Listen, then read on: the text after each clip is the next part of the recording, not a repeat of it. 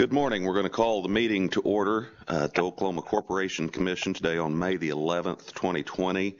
It is 9:35 a.m. and would ask that each of the commissioners announce their presence. This is Commissioner Anthony present. Commissioner Murphy present. All right, I would note there is a quorum present and notice is proper. And just a couple of housekeeping items. If the teleconference for some reason or video conference, if happens to be disconnected, we will reconvene in 30 minutes from the time of disconnection, just to give a point of reference for everyone. So again, if we are disconnected, we will reconvene 30 minutes following the disconnection. If for some reason that we are unable to reestablish a connection in that period of time, we will continue the meeting until 1:30 p.m. today, Monday, May 11th. Okay, as an overview, before I turn to Judge Pressler, I want to just make a couple of other announcements that the agenda has been sent through Gov Delivery with the instructions for how parties and witnesses and those interested providing public comment, if that is allowed by the commissioners, would participate. So parties to the cause have been advised that they have opportunity to participate through our video conferencing application. All other interested in providing possible public comment were provided information on how to do so. Once again, I think as Mr. Skinner has done several times, we'll remind everyone to please mute your phone. It causes us major problems and delays if we have those out there that are not muting their phone. So last announcement that I'd like to make is that we do have a court reporter transcribing the meeting, so please speak slowly, speak clearly, speak loudly so that the court reporter can hear what you're saying.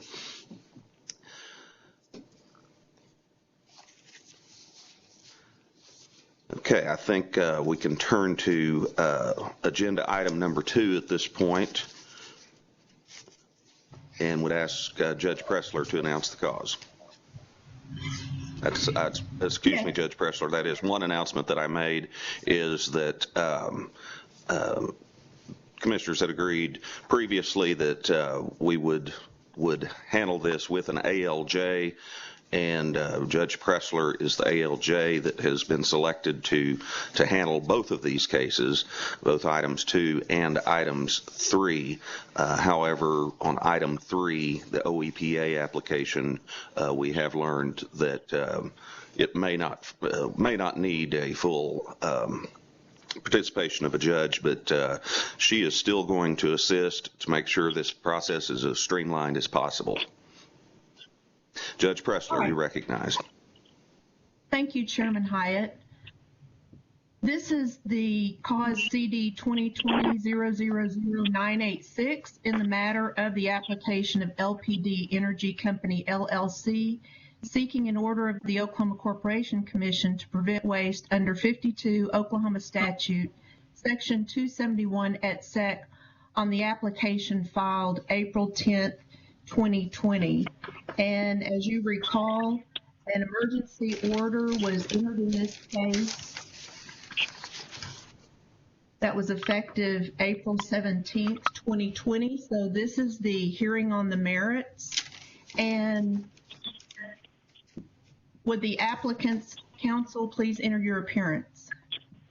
Yes, please commission Lee Levinson and Bill Huffman for the applicant LPD Energy. And there are a number of others that were who entered their appearance at the emergency hearing, and we have a list of all those. If there is someone that wanted to enter their appearance in this matter today that was not listed on the emergency order previously, and would everyone please mute your microphone unless you're called on.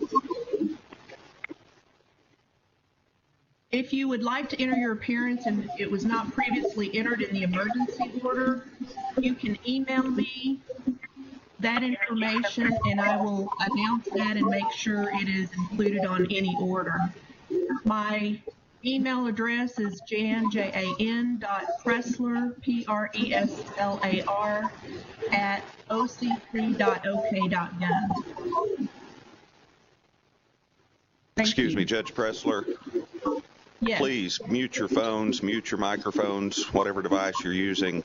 Please mute. It's going to be a long day if we continue to have those that are not muting and interrupting. I'm concerned that maybe some were not able to hear Judge Pressler announce her email address. So, Judge Pressler, would you please restate your email address? Yes, it's jan.pressler, Preslar,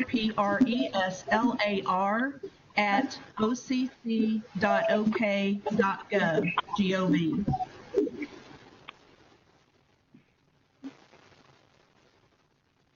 Okay, thank you. One other item is that today's meeting was set before the commission in Bonk. However, no motion to advance has been filed, and so I would make that motion to advance this cause sua sponte and ask for the other commissioner, ask Ms. Mitchell to call the roll for a vote on that, a roll of the commissioners. Commissioner Hyatt. Aye. Commissioner Anthony. I vote aye. Commissioner Murphy. Aye. Thank you. And the motion passes. Thank you. Okay, I also want to note that there have been many comments filed in the record and ask if the commissioners have any objection to admitting all of those documents filed in the court file into the record. I'm agreeable. This is Commissioner Anthony. Clarification. Are you talking about both causes? Because the motion to advance was only on the 984 case. So are you asking for in the 984 and the 986 both? We'll eventually be doing both, but at this point, just for the 984 Okay. case. All right. Thank you. Yes. All right. Thank you. Okay. We'll turn now to the applicant to proceed. And first, would like to ask Mr. Levinson if you would address the notice, please. Yes, sir. Thank you, Commissioner Hyatt. Again, thank you to Judge Pressler and the commission.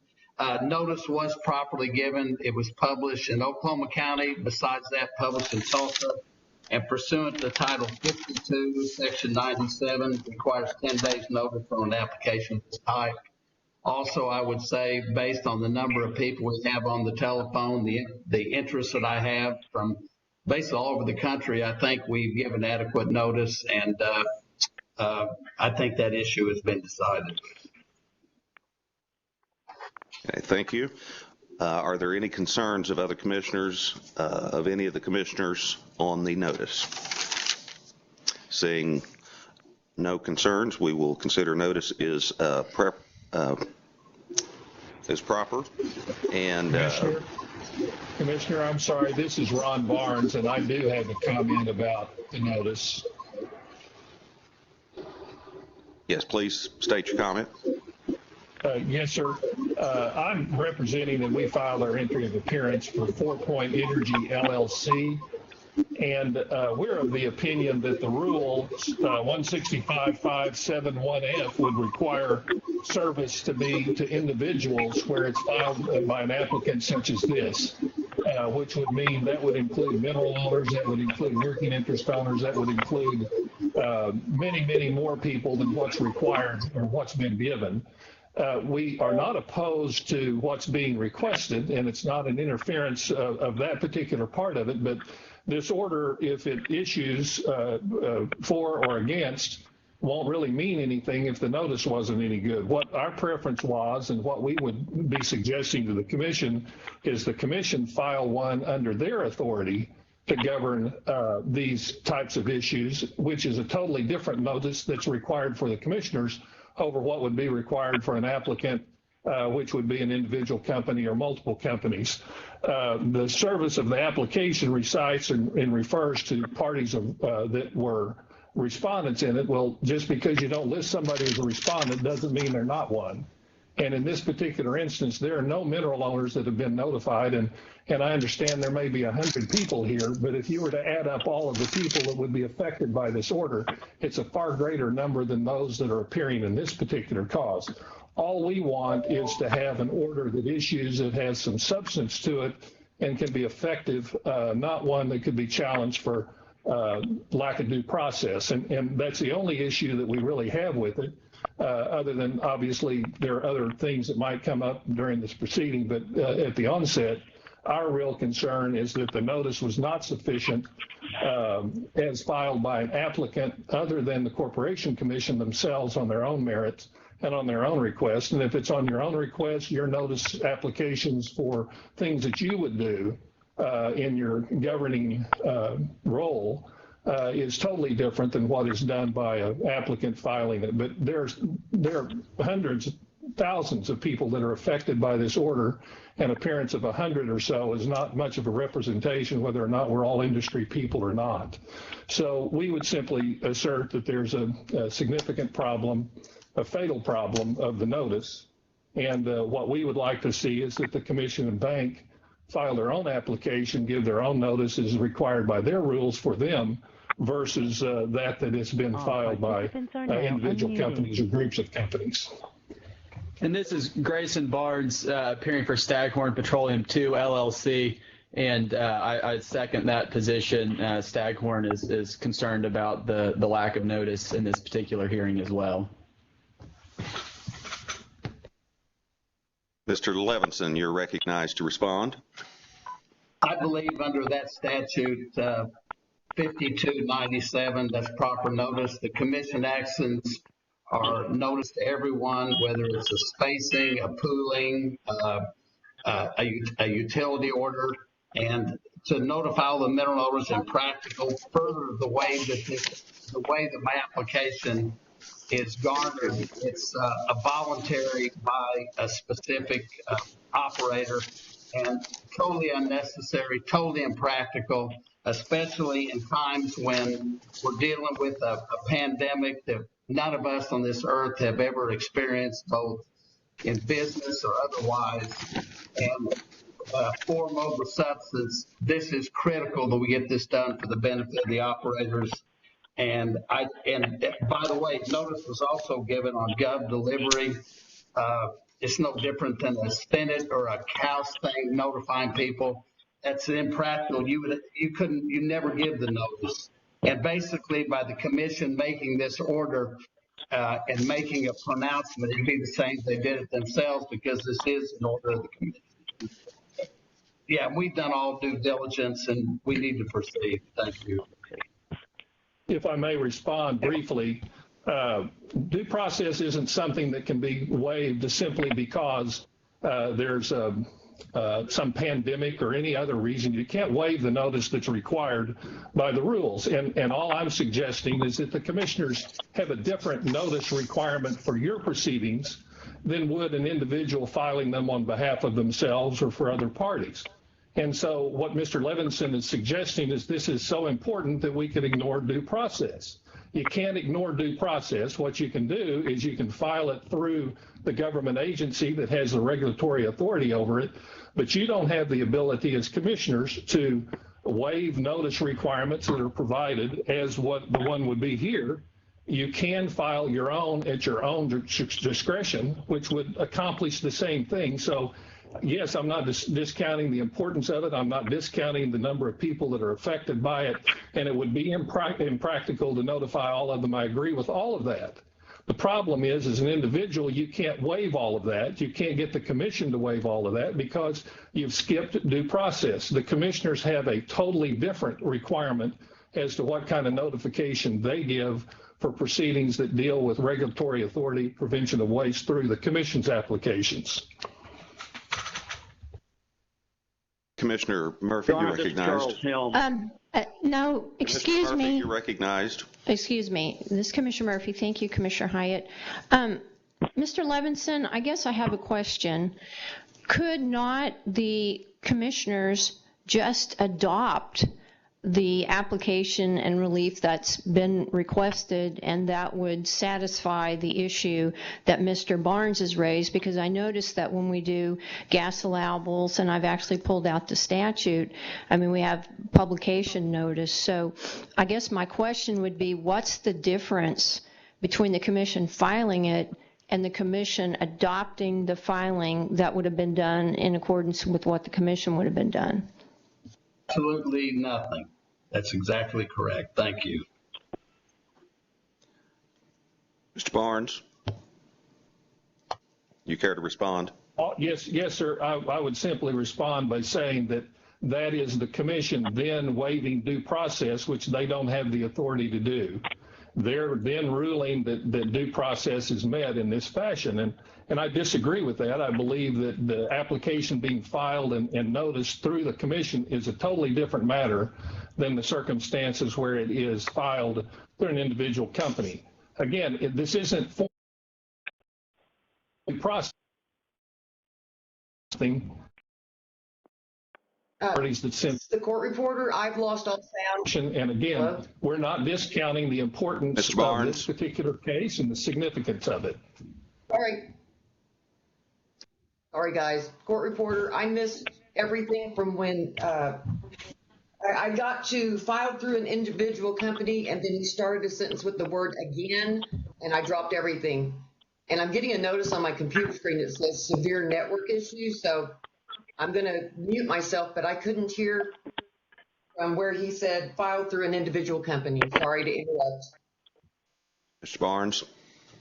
Yes, sir. What I believe is occurring in this particular proceeding, the way that it would be had, would simply be that the due process is being waived by the commission, which the commission does not have authority to waive that due process that's required. If they file it on their own merits, if you file it on your own merits, then your notice would apply. But I don't believe that somebody can file one utilizing what you would have for your notice and then claim, and I'm assuming that it is what would be required for your notice, and then have the commission say, okay, we're going to accept that, when that is not the type of application that was filed. And the service of application says respondents shall be served by regular mail, each respondent named therein. Therein doesn't mean you don't name somebody and they aren't required to have notice. So again, we're not opposed to what's being presented. Our concern is what we will have when we're finished is not something that can be utilized. Helm, I think you were trying. Yes. Ms. Helms, I think you were trying to make a comment. Thank you, Your Honor. I'm representing Crawley Petroleum Corporation, who has filed a protest to the merits of this case. We concur with counsel for 4 Point and Staghorn and intended to raise notice as an issue with regard to this cause and think it would be more properly brought by the commission. I'd like to suggest that we take this under advisement and proceed with the merits of the matter before us. I would agree. I support that as well. Thank you, Mr. Anthony. I think that'd be great. Thank you. All right, Mr. Levinson, I'll turn back to you now and ask how do you intend to proceed in this matter? The court, please, commission, I'm going to incorporate the testimony taken at the emergency hearing on April 22nd, 2020, which resulted in order number 710884, and simply just make some arguments, additional arguments in support. I will also, I want to comment on a dissent filed by Commissioner Anthony on just a few points. And with that, that will conclude my presentation. You're recognized to state your arguments. Thank you, sir. I appreciate that. Again, thanks for the commission hearing this matter. Even the comments made by Mr. Barnes and Mr. Helm, this is a serious matter we're facing. And what we have is a situation where We've got a totally unstable market. Supply and demand is out of whack. It could be a substantial period of time before it returns to some normalcy. In addition, what's important about my application, it was voluntary and it's based on voluntary circumstances concerning production costs and expenses. And if I can go back, and by the way, I also want to thank a lot of the attorneys that entered an appearance. I had personal conversations with them. I took their views on the subject. I'd also want the commission to note that as far as this application, I have to thank Bill Huff and Andy Dunn who worked with me. And the people know without them, they know my limitations. I probably couldn't have done it. So I just want to thank them, and I want to thank all the people that helped. A couple of important things. I read, Commissioner Anthony, I read your deliberation statement and dissent, and I want to comment on a few things. I have practiced law a long time, and one thing that needs to be brought out that's really important, and even as Mr. Barnes just brought out when he was concerned about the validity of this order, what, again, we're asking is voluntary. It's not compulsory. And lease cancellations, and what I'm concerned about, not only for LPD, who's a small producer, I may feed 20 families out of it, and I look at my employees as kind of my family, and I'm dedicated to provide them. Even though I'm losing money now, I want to keep as long as I can on the payroll. I want to protect the company.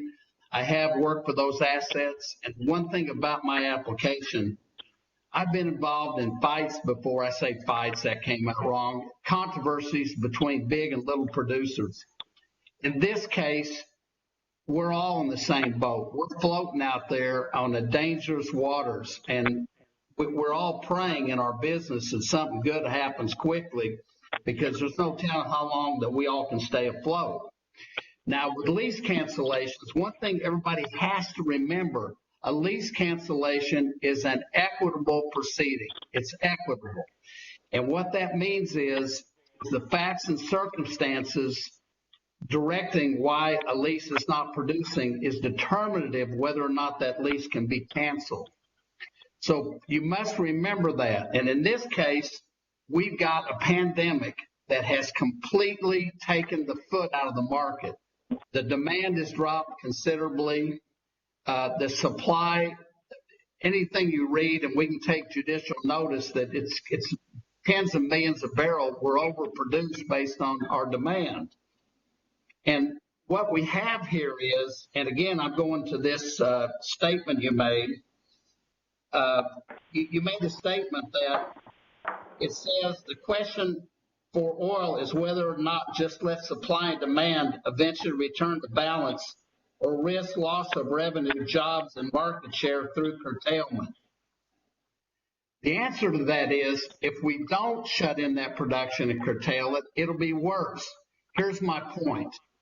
Let's say you're a restaurant. It's easier to say it that way, and your cost of food is $15 a person, and you were selling steaks for $30. That gives you a profit. If the cost of those steaks drop below where you can only sell to your customer for $5 or $10, you can't serve that meal. It's the same, and you're familiar, Commissioner Anthony, with the clothing business. If you're buying jeans from your wholesaler for $15 a pair, and the most you can sell them for is $5 or $10, you have to stop selling those and buying them because your losses are greater. Banker, I know that Commissioner Hyatt is involved with a bank. If the cost of funds is 5% and you can only loan it for 3%, you can't make loans. So it's just the opposite of what you have in this statement. All we're trying to do is shut in our wells until the price goes up. You also make some statements in here from an economic standpoint that state, what if the price goes up? Well, if the price goes up and you have incremental profits per barrel, you immediately put your wells back on. Again, you can't sell things below cost. It makes it worse. And the other thing I thought that was interesting in your analysis when you talk about equitable considerations, and you talked about Mr. Ranji, and you said maintaining an unprofitable lease. Those leases of Mr. Ranji or the other people that represent people on the phone or producers, my leases are not unprofitable. They're unprofitable when the price of oil is $5, $10, or $15, or even 20. On a normal market, these are valuable assets. You have to look at what we've developed and what we've done. And I think it's critical to understand that all we're trying to do is protect our assets during this pandemic. The other comment that you made about lease forms, the lease forms in Oklahoma, and nobody would object to this, it's done this for a period of time. They're for a primary term, and so long thereafter as oil and gas is produced. And again, those are equitable considerations, and those terms are almost uniformly applied. Ironically, I was the expert witness on the class action about the posted price controversy about all the leases, and they were all, for purpose of class action, considered the same. One other thing we have to remember about this pandemic and things it's done, we can also relate this, that could be an ancillary to this or some of the same principles. What about mortgage foreclosures today? Let's say you have a house that has $300,000 or $400,000 in equity in it, and you lose your job and you can't make payments for 2 or 3 months. Just because you can't make payments does not give the bank the right to foreclose. We may actually have cases that now state that you give that borrower time to make those payments up. In fact, the federal government has already done that in their back loans. So all I'm trying to do in this case, and again, I want to get this clear. I'm not asking anything mandatory.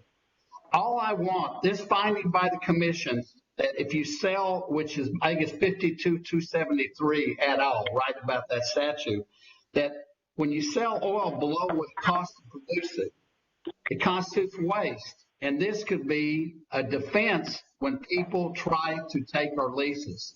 And again, some of the people I've talked to on the phone, we've been on the same side. We've been against each other. I consider my friends. One advantage of this case, I got a chance to talk to some people I haven't seen for a while. So I also appreciate that. But that's all I'm trying to accomplish in this case. And there's no detriment to anybody. In fact, this may be the only case that I've had in my career that I think we're all in the same boat. And again, I look at it just not for me, the families. I think I read there's 150,000 people directly that are affected in Oklahoma that work in the oil industry.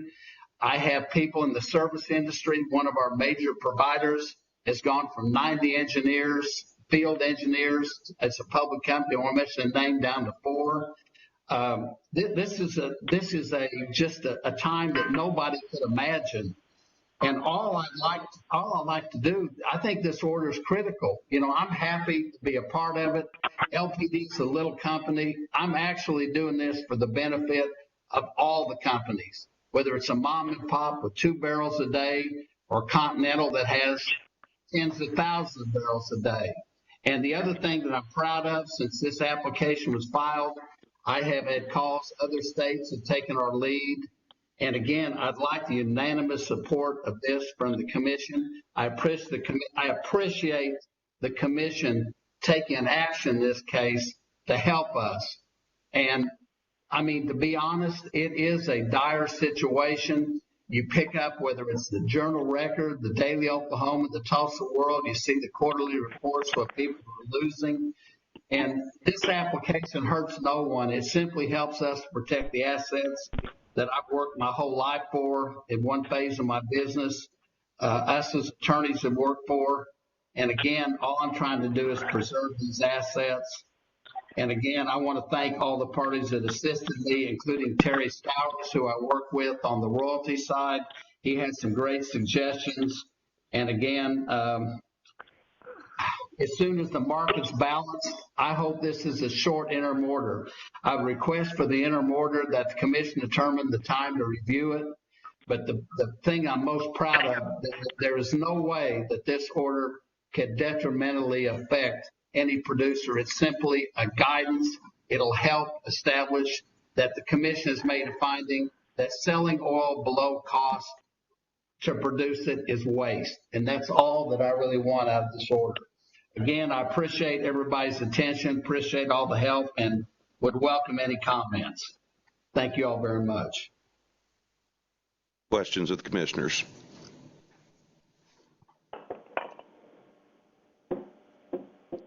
The only question that I would put forward is I know in at least two of the filed comments that we've received, and it probably occurred in more than two, but at least two, there was a point made, we're talking about trying to protect against litigation on the side of those that are shutting in wells. There was a point made in at least two of the comments that this order would increase litigation on the flip side of that, of if the neighboring well did not shut in, it could increase the litigation toward the one that did not shut in. How would you respond? I assume you've seen those comments. How would you respond to those comments? I can respond to that, Commissioner Hyde. I'd be happy to. First of all, that's the reason that I did it on an operator-by-operator basis. One operator's cost may be different than another, but I've also consulted with the royalty owners, and likewise, the royalty owners are concerned selling their oil at $5 and $10 and $20 a barrel when some of them have paid $20,000 and $30,000 an acre for their minerals. And again, this is on a operator-by-operator basis, and one operator's cost of production is different from another, and I don't see any litigation risk at all. Sorry, I do not. Okay, thank you. Commissioner Hyatt? Yes, Commissioner Murphy. Mr. Levinson, you're not asking, as I read the application and I listen to your comments, I guess I'll just ask the question more straightforward. Are you asking the commission to make a statewide determination on all wells that waste is occurring? Are you asking for that? No, ma'am, I am not. It's on an operator-by-operator basis. Okay, I know some of the statements I've seen seem to intimate that the commission is being asked to reduce allowable statewide because of oil price collapse. So you're telling me you disagree with that statement, is that right? Can you repeat that, Commissioner? It got cut out there at the end. I'm sorry. Would you agree or disagree with the statement that you're asking the commission to reduce oil allowables statewide because of the oil price collapse? No, I'm not asking to do anything on a statewide basis. Thank you. Okay, seeing no further questions of the commissioners, I do want to make a note that Crawley Petroleum has protested this cause. Mr. Helms, I assume you're on the line, and could you address, do you plan to introduce a witness? Your Honor, thank you. Charles Helm for Crawley Petroleum Corporation. We've lost our visual, and apologies to the court. On behalf of Crawley, we filed a protest to the merits of this application after it was originally filed. We appeared before you on the emergency docket, and at that time withdrew our protest of the emergency in favor of allowing the matter to go forward, reserving our right to protest the merits. There was evidence and statements made during the course of the emergency proceeding that caused concern for Crawley Petroleum Corporation, and we'd like to provide some comments. Crawley disagrees with the notion presented at the emergency hearing that operators cannot shut in wells without constituting waste. There's no evidence to support that claim, nor is there any legal authority to substantiate the same. Crawley believes the commission should avoid any order that implies or even suggests the same. Crawley firmly believes that the operators in this state and the properties that they operate, that the operator should be the proper party to determine what's best for oil and gas development of these leases. And the commission should avoid any order that implies otherwise. Crawley disagrees with regard to the notice that was suggested as being proper for the reasons that we discussed through counsel for 4 Point and Staghorn. Crawley disagrees with the applicant's statements that royalty owners and other owners cannot possibly be affected by shutting in properties. There's simply no evidence that was presented during the emergency hearing to support that. Crawley disagrees that it's the commission's obligation or authority or duty to try and provide a complete defense from someone trying to top lease or steal leases. Again, it's not the commission's duty or authority to engage in a private rights issue involving leases. Crawley also disagrees with the applicant's assertion that there is no market or demand for oil. There's simply no evidence to support that comment. Crawley further disagrees with the applicant's assertion that $30 to $40 per barrel is the benchmark for declaring a well uneconomical. Simply no evidence to support it. As a comment, Crawley would note that the emergency order has a finding that says it's not intended to relieve any operator of complying with commission rules or other orders. And it does not relieve operators from complying with the contractual terms of their leases. Crawley's question to the commission is, what is the order intended to do then?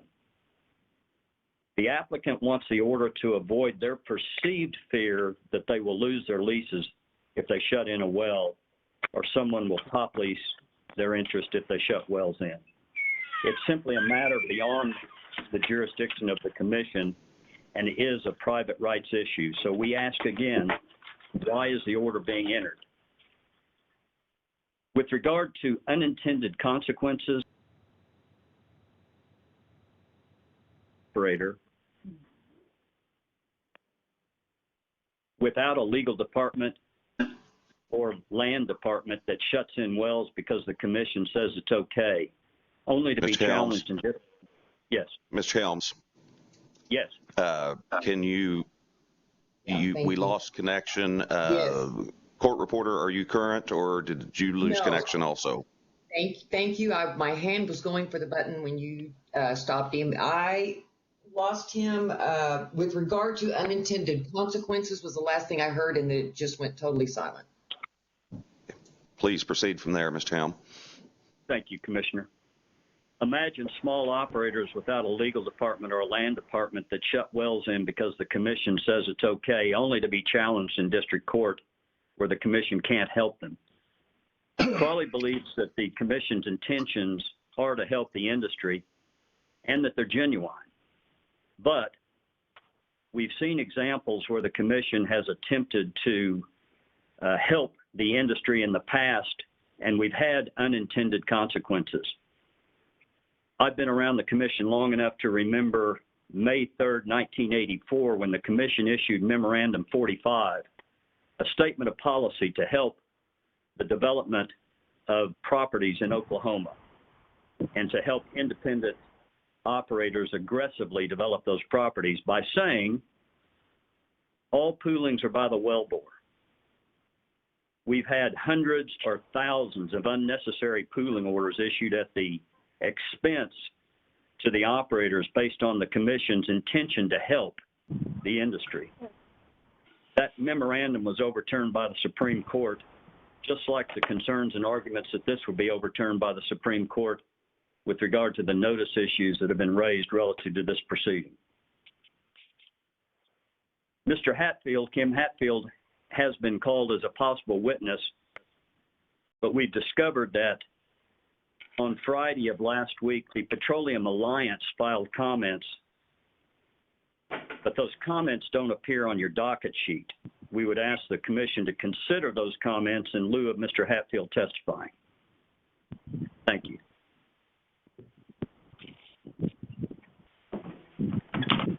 And of course, we have received those comments, and you are correct, and it will be added to the list. The Petroleum Alliance comments will be added to the list. Thank you. All right. Thank you, Mr. Helm. Well, along that line, at some point we're going to be asked to make a decision, and Mr. Levinson, I think, started off by saying he wanted to incorporate the evidentiary record from the emergency hearing into this record. So there was a witness, and he was sworn in, and he gave his testimony. Now, we did receive a letter from the Petroleum Alliance, and just to say it's public comment, I'm not real sure has the same stature or standing that it would if Mr. Hatfield, who I believe signed it, I can see him on the screen here, if he is enough of a witness to say, yes, that's my letter, I signed it, and it says what it says, I think that would be a more important part of the record.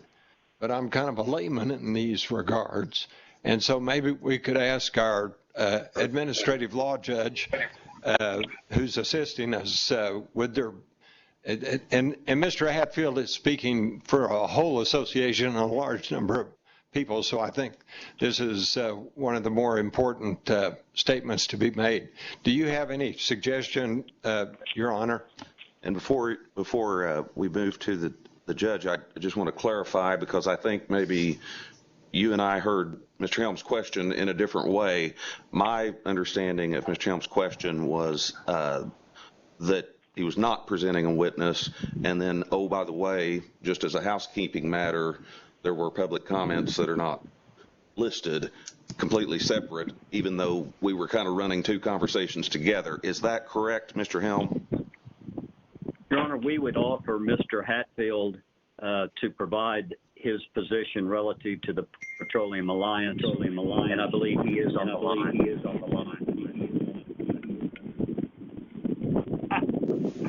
Okay, let's pause just.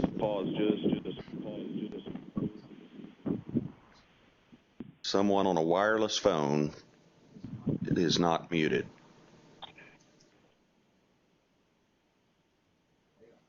Okay, now we're set. Anyway, I'd like for Mr. Hatfield to serve as a witness. I think it'd just take a minute or two, if there's no objection. Judge Pressler, would you please swear in the witness? Yes, if Mr. Hatfield will raise his right hand. Do you solemnly swear or affirm under penalty of perjury that the testimony you're about to give is the truth, the whole truth, and nothing but the truth? I do. Thank you. Mr. Helm, you may proceed. Thank you, Your Honor. Mr. Hatfield, would you give us your name and occupation? My full name is Stephen Kim Hatfield. I am petroleum engineer by training and CEO of Crawley Petroleum Corporation. Briefly describe your educational background. I Helm, I'll waive that. He's qualified. We'd like for the record to provide that, Your Honor. You may proceed with his qualifications. I received my bachelor's petroleum engineering degree in 1974 from the University of Oklahoma. I received a master's degree in petroleum finance from the same university, and subsequently attended the Owner-President Management School at Harvard University. And what is your relationship with Crawley Petroleum Corporation? I'm the Chief Executive Officer and been employed by Crawley since 1980. What would be your association with the Petroleum Alliance? I am a board member, a member of the Executive Council, the Executive Committee of that organization. Did you attempt last week to put together comments to be filed for the record in this cause on behalf of the Petroleum Alliance? Yes, I did. Those comments were signed by the chairman, Mr. David Lenormand, who intended to be present today, but unfortunately his mother passed away over the weekend, and so he was unable to be here today. Mr. Hatfield, did you ask my office to file a protest in this matter on behalf of Crawley Petroleum Corporation? Yes, I did.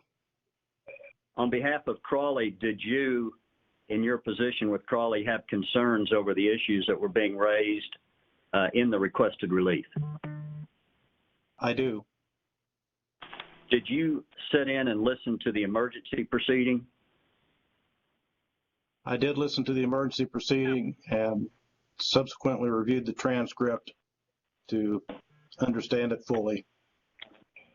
For the purposes of the comments made during the emergency relief, are you concerned that there's some implication that operators may not currently have the ability to shut in leases where they feel it's important to do so to protect the rights of owners? I believe that was the testimony.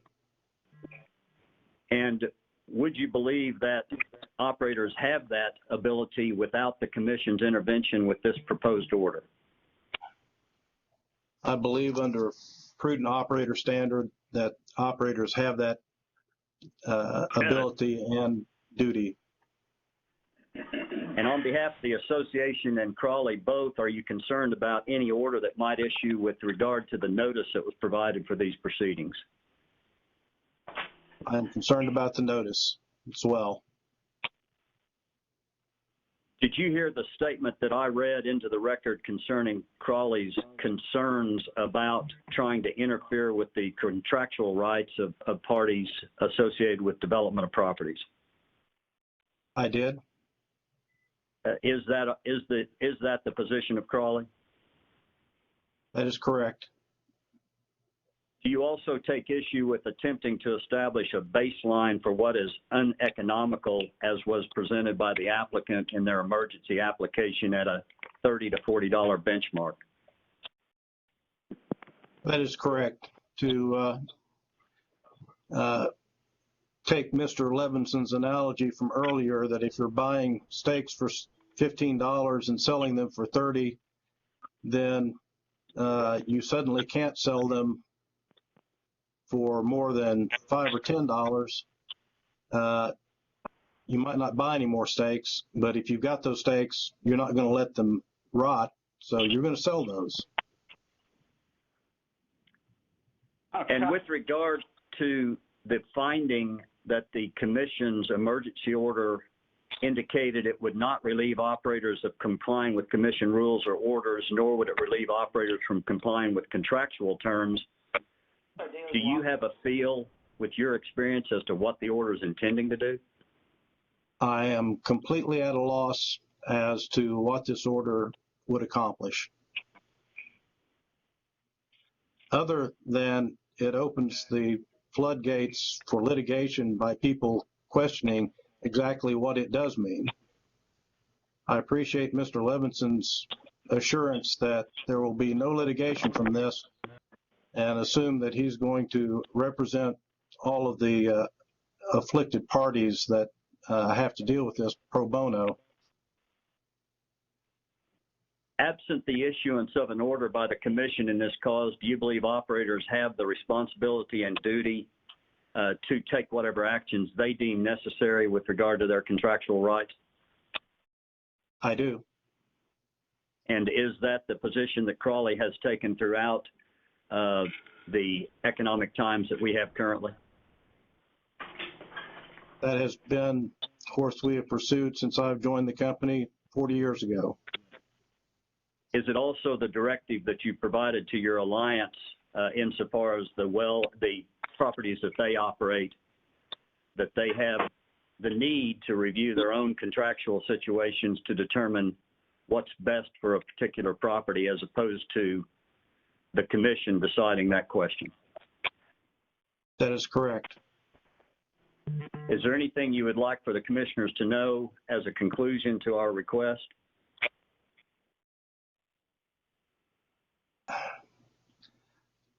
While I feel that the intention is good, the execution of this is at best ineffective and at worst opens Pandora's box for litigation, no matter which course we choose.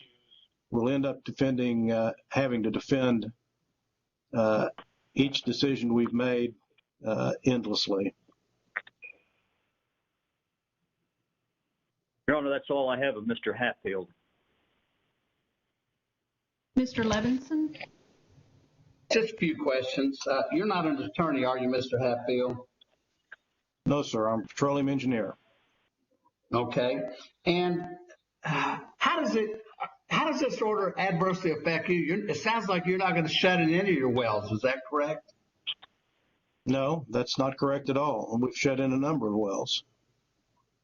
Well, how does this order hurt you if you're shutting in your wells? I don't understand. Please explain to me how this order hurts you. The concept that we don't have the right to do that absent this order is a fallacy, and so the uncertainty that it brings into the course and the question as to what happened prior to this order, the actions we took at that time, if we shut in prior to this, were we absent the protection that you say you're trying to get us? But this order doesn't affect you at all. You don't have to do anything under this order. You continue to produce, shut them in. It isn't true. There's just another layer of protection from you. It doesn't cause you any litigation of any type. How does this cause you any litigation? This is voluntary. And one thing, you're a petroleum engineer, correct? That is correct. All right. And certain leases have different operating expenses. Would you agree with that? I would agree. Okay. And there's nothing in that order that set a baseline. In fact, what I was going to suggest to the commission is they review this on a basis. So there'd be some leases that can produce at $30 a barrel very profitably. Others might need 50. Is that correct? That is correct, but the problem with that assumption is you're doing it without any framework for deciding what costs are to be included. Okay. And would you agree with me, the way I did this order specifically and the way I framed it, it's done on an individual operator basis. Do you see that? So one operator is not affected by another, and Crawley Petroleum doesn't have to do anything. Would you agree with that? If this order was implemented today, it would not change the way that Crowley did business. Would that be correct? It wouldn't change one iota.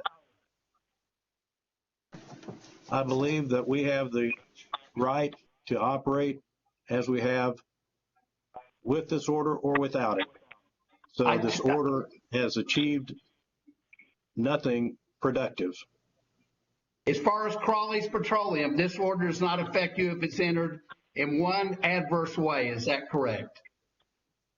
I don't believe that's correct. I believe that the resulting stream of litigation that I foresee is going to be a huge detriment.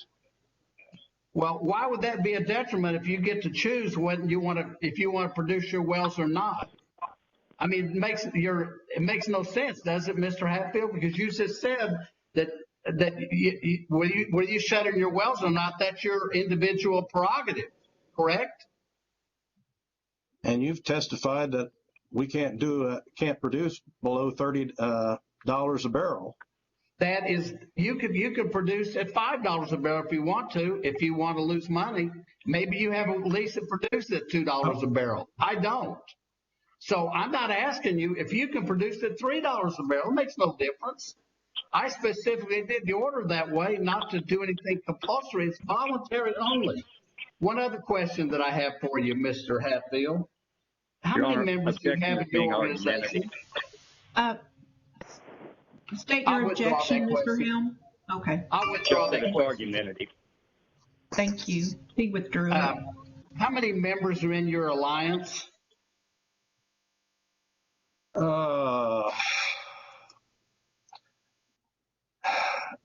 Several thousand individual members. I don't know the exact number. And you're the only one of the alliances that's filed a formal protest. Is that correct? That is correct. I'm here representing on behalf of the Executive Committee of Petroleum Alliance. Okay. And would it surprise you that many of your members are in support of my application?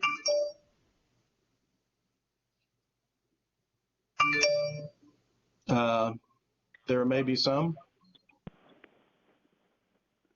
In fact, again, yeah, I'm sorry. Go ahead and answer. I'm sorry, Mr. Hatfield. The vote, overwhelming majority of the Executive Committee was to protest this application. Okay. But again, you're the only, Crawley Petroleum's the only one that protests. That is correct. Is that not right?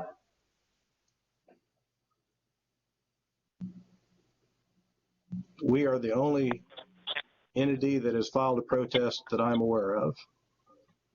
And you're aware that many Mr. Levinson, Mr. Levinson, let me clarify your question. Only in one regard. A letter was submitted to the Corporation Commission on his alliance stationery. It's 1 page long, and I believe his testimony has already clarified that it was signed by Mr. Lenormand. And so I believe that would be an additional person of their group in addition to Mr. Hatfield. The reason I asked Mr. Hatfield to serve as a witness was I was thinking that he could say, and maybe he still will, that he adopts that letter as his own. Yes, I understand. And so Dave Lenormand may have protested too. I know him personally, so I don't want to say too much, but I do know Dave and I get along with him fine. So that's two.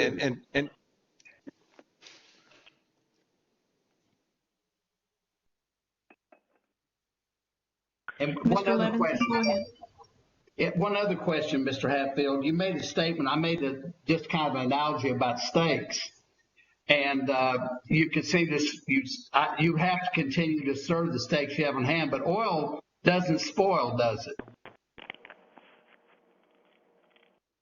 it? Is oil in the, scratch that, is oil in the ground worth more at a higher price than it is at current prices, yes or no? Oil in the ground is worth nothing until it's produced. But that's bullshit.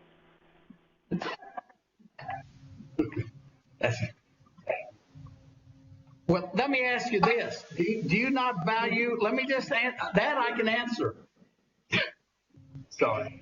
Do you value your reserves on a financial statement based on generally, you're an engineer, PV9, would that be a proper term to value oil and gas? That would be one measure. And the oil in the ground is a valuable asset and it's used in everyone's financial statements, is it not, that's generally in the oil and gas business? Yes, I was simply referring to your analogy. Oil in the ground. But oil in the ground is valuable, is it not? Yes, it is valuable. And in fact, reserves are how you value oil and gas companies. Would you agree with that? Yes. And is it more valuable to produce oil at $50 a barrel than it would be at $20 a barrel? That is correct. It would be even more valuable at $100 a barrel. That we agree on. Thank you.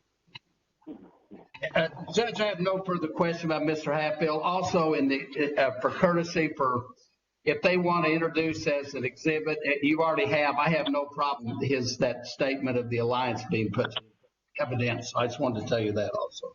Thank you. Okay. Mr. Helm, do you have redirect examination? And also, if you want to address the comment about the statement. The only thing that I would ask the witness is if he presented the statement because of the inability of Mr. Lenormand, who signed it, to be present because of a family issue.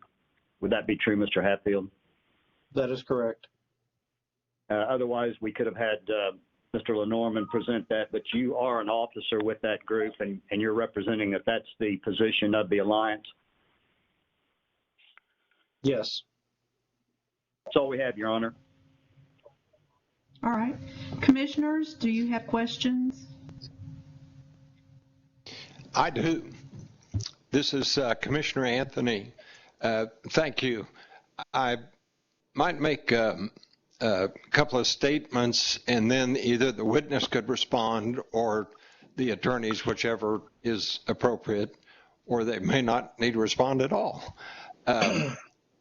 First of all, I think that on this case and the next case, the Oklahoma Supreme Court, in its Conoco decision involving the Corporation Commission, I believe it's from 1988, does have application, especially when it talks about our statewide authority or lack thereof, and it emphasizes authority more on a common source of supply basis.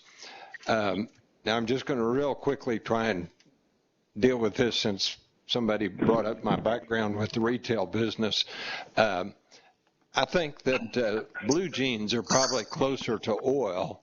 They're a basic than steaks, which probably don't have as good a shelf life.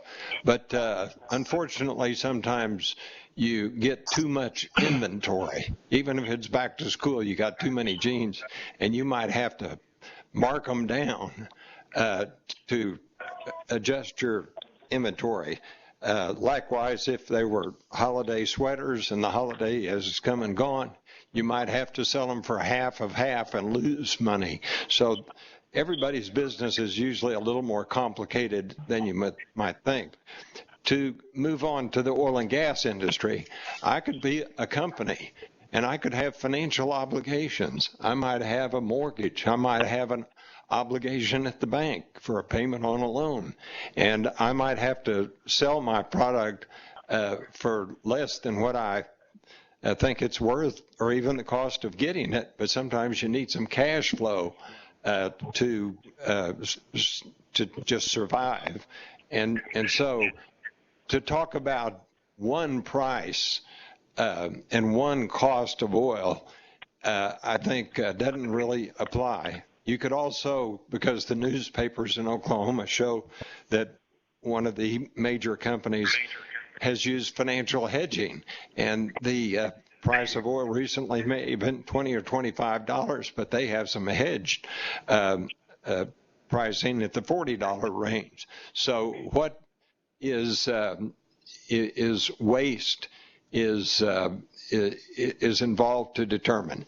Now, my main concern is this. There is, in addition to the Conoco decision, there's a decision in the Oklahoma Supreme Court called Hare versus Oklahoma Corporation Commission. And this Oklahoma Supreme Court decision talks about the commission. Yes. Please mute your microphone. We're going to wait a minute. Whoever's saying hello. Okay. The Oklahoma Supreme Court, in a decision called Hare, H-A-I-R, versus Corporation Commission in 1987, talks about that it's unconstitutional for the Corporation Commission to delegate, or I might use the word relinquish, its, and I'm quoting from the second page, its powers, duties, and functions to someone else. We have constitutional role, and for this proposal that Mr. Levinson has brought forth, there is very tempting to people like me opportunity to delegate this decision on whether to have curtailment or shut-ins of wells. It sounds like a voluntary basis is very innocent, but it's being done in response to waste. And under my reading of the law, and I think even some of what Mr. Levinson has put forth, you're supposed to determine waste by looking at demand and the production or the supply.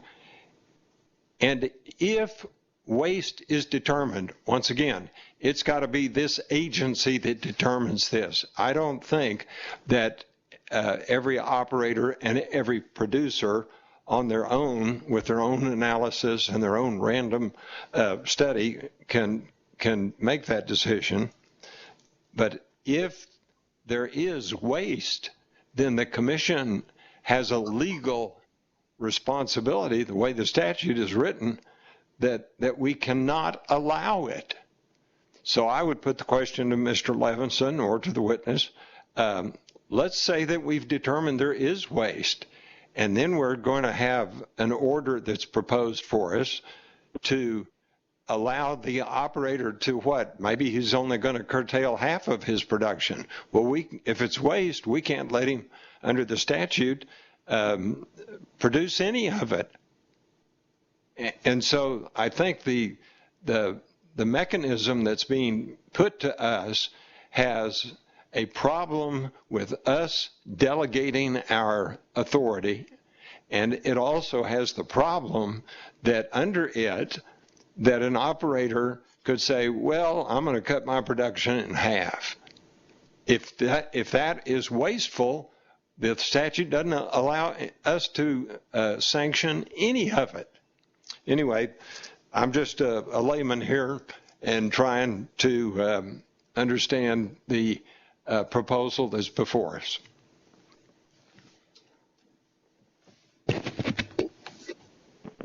Commissioner Anthony, I would say you've summarized my concerns very well. And, you know, we've been talking about oil production as if that is the only thing that we produce. If I have a well that produces 2 million cubic feet of gas a day and 10 barrels of oil, I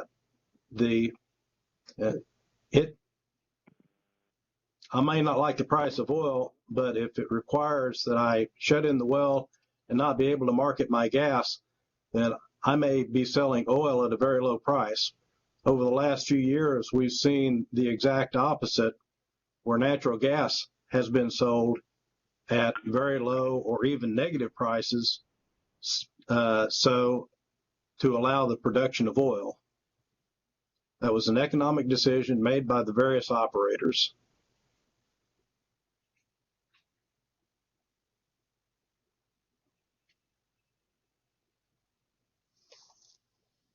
Mr. Levinson, did you want to address Commissioner Anthony's comment? I can. First of all, again, that's why I did it on an individual basis, individual operator. I also agree with Mr. Hatfield. If you've got a well making a few barrels of oil a day and substantial gas and it's profitable, I wouldn't shut in that well. I'm not asking him to. It makes no sense. It has to be done individually. Also, as far as Mr. Lenormand, I know outside the commission I can't comment. There probably is reasons he doesn't want to shut in his wells, including hedging.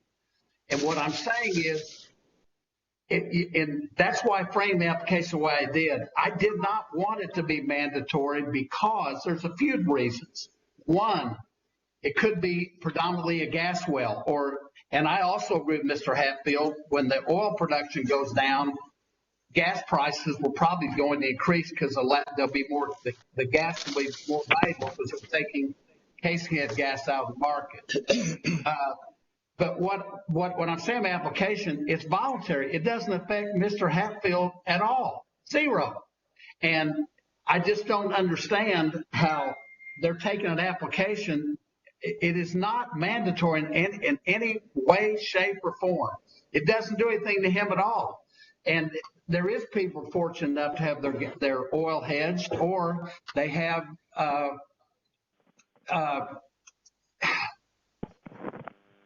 it just I can't fathom it. In addition, what else I'm trying to do, if you shut in a well, because let's say it's a marginal well and maybe it does take $30 or $40 a barrel. If I shut it in and I get top lease to take and then I lose the well, that is waste.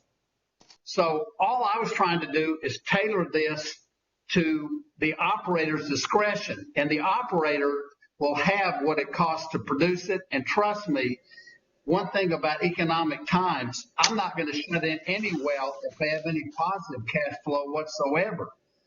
But on the other hand, if you have a well that you're losing money on and you're selling oil way below the cost, and by the way, we're not the only ones doing this. When you see it's a world market. When you see Saudi Arabia, Russia, we got a letter from Canada in there cutting back production. Texas is voluntarily cutting back production. And by the way, Texas obviously didn't go through the mandatory procedure either. And I think other jurisdictions are following us. And I don't want to hurt Crawley Petroleum. That's not the intent, to hurt anybody in the alliance.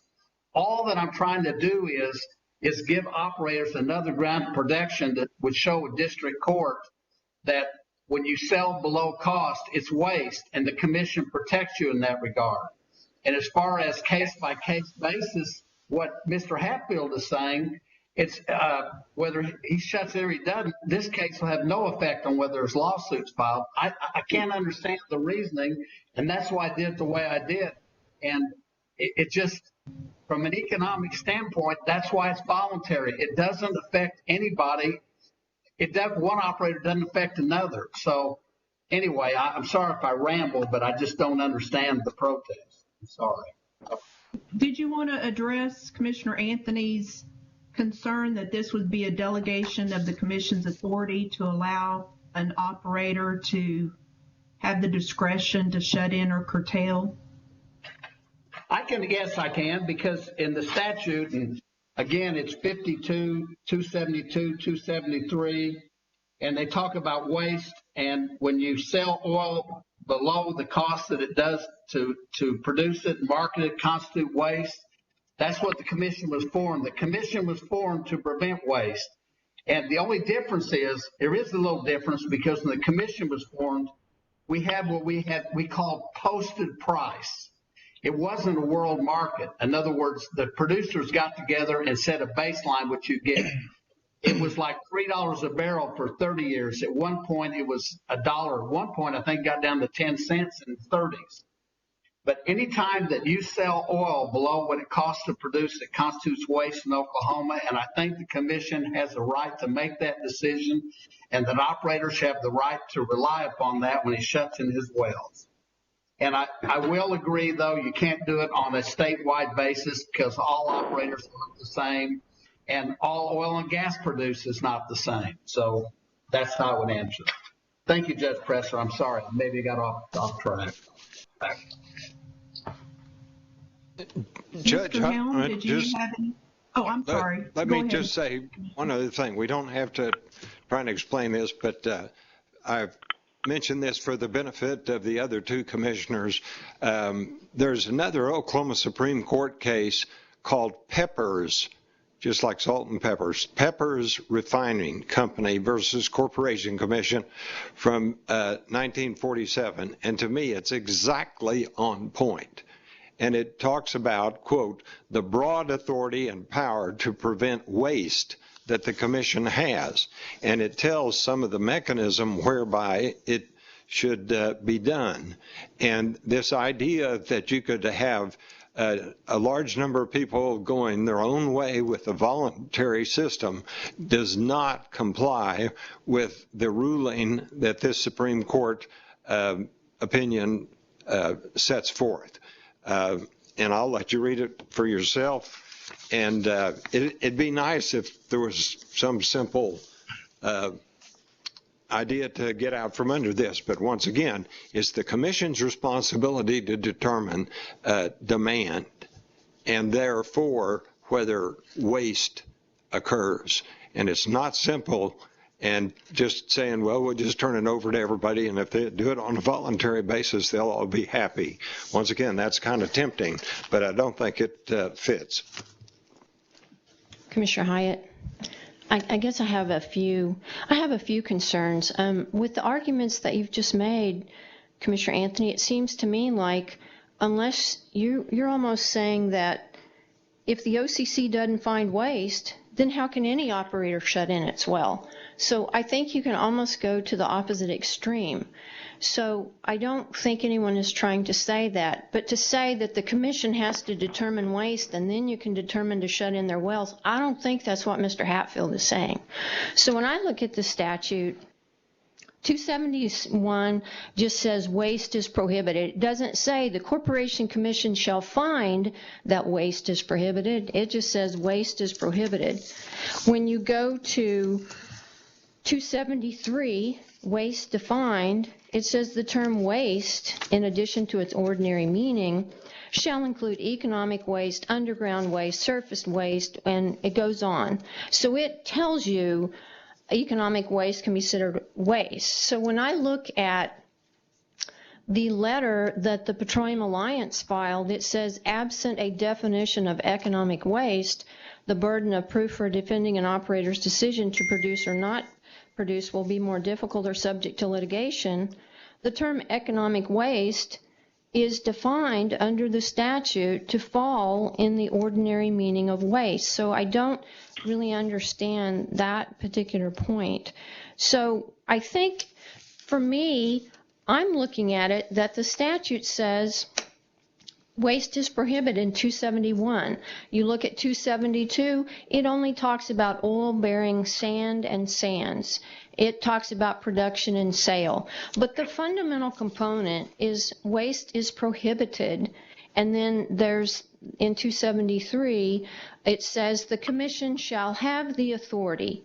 It doesn't mean you have to do anything, but it says you shall have the authority to make rules and regulations for the prevention of waste. I think that's what the commission has tried to do throughout its rules, is to try to prevent waste. So I don't see how regulation, such as an order, couldn't be designed to prevent waste. So as far as the commission delegating its constitutional duty, I don't really understand that particular argument when I look at the plain meaning of the statute, and that's how you interpret statutes. So I've heard what everyone has said, and I'm very appreciative of it. I think it's good to look at, every single angle, and I think there is no silver bullet. There is no perfect thing to do. It's just a challenge. But I do believe that this commission has the authority for the prevention of waste to make rules and regulations. And in fact, this commission just made some emergency rules on storage that I had some concerns about whether they followed some of the statutory components anyway. So I think all of our intent is good. And I hear the people that say, well, it's just not the intent. You have to look at the words as well. Well, I'm just going to look at the plain meaning of the statute. And I think that operators should not be looking to the commission to make a determination of waste to decide whether they can shut in their wells or not. And I don't think that's what Mr. Hatfield is thinking that we're trying to do, and I'm sure he certainly wouldn't want us to do that. I think it's got to be up to the individual operators, and I do not believe that's delegating the authority of the commission.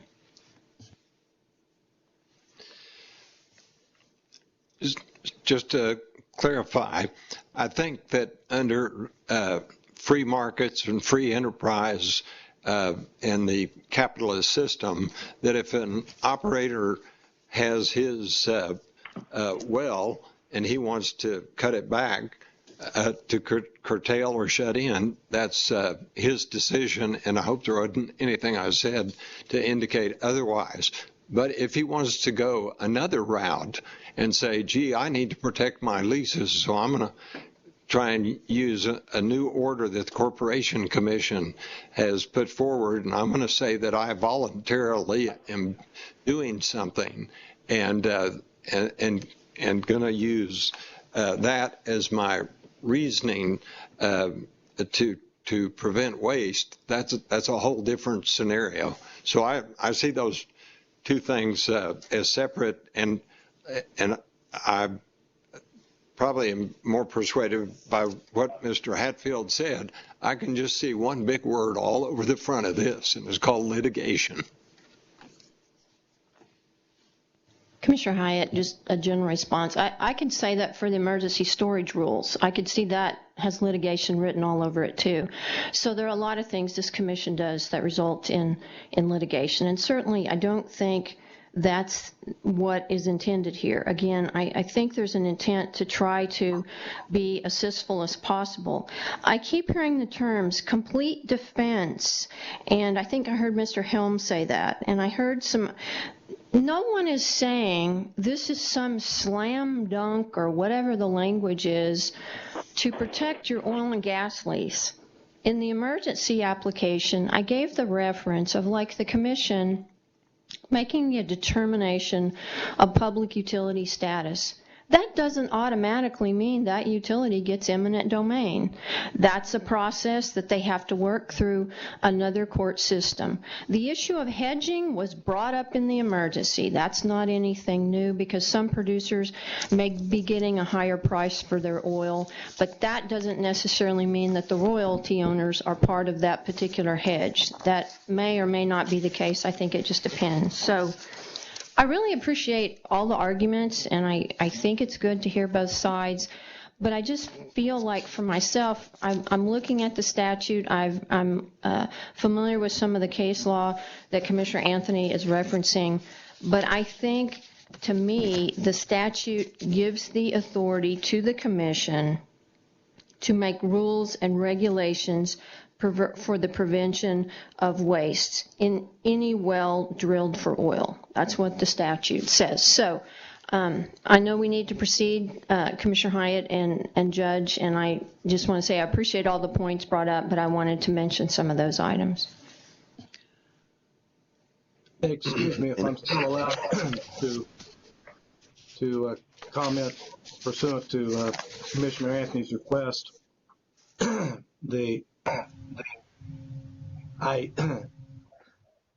Excuse me. I'm still left with a question as to exactly what this order does. And in the transcript from the earlier hearing, Mr. Levinson said, if I get an order from the commission that says we're in an environment that constitutes waste, if shedding your leases prevents waste voluntarily, then I have basically a complete defense to somebody trying to top lease or steal the leases. Don't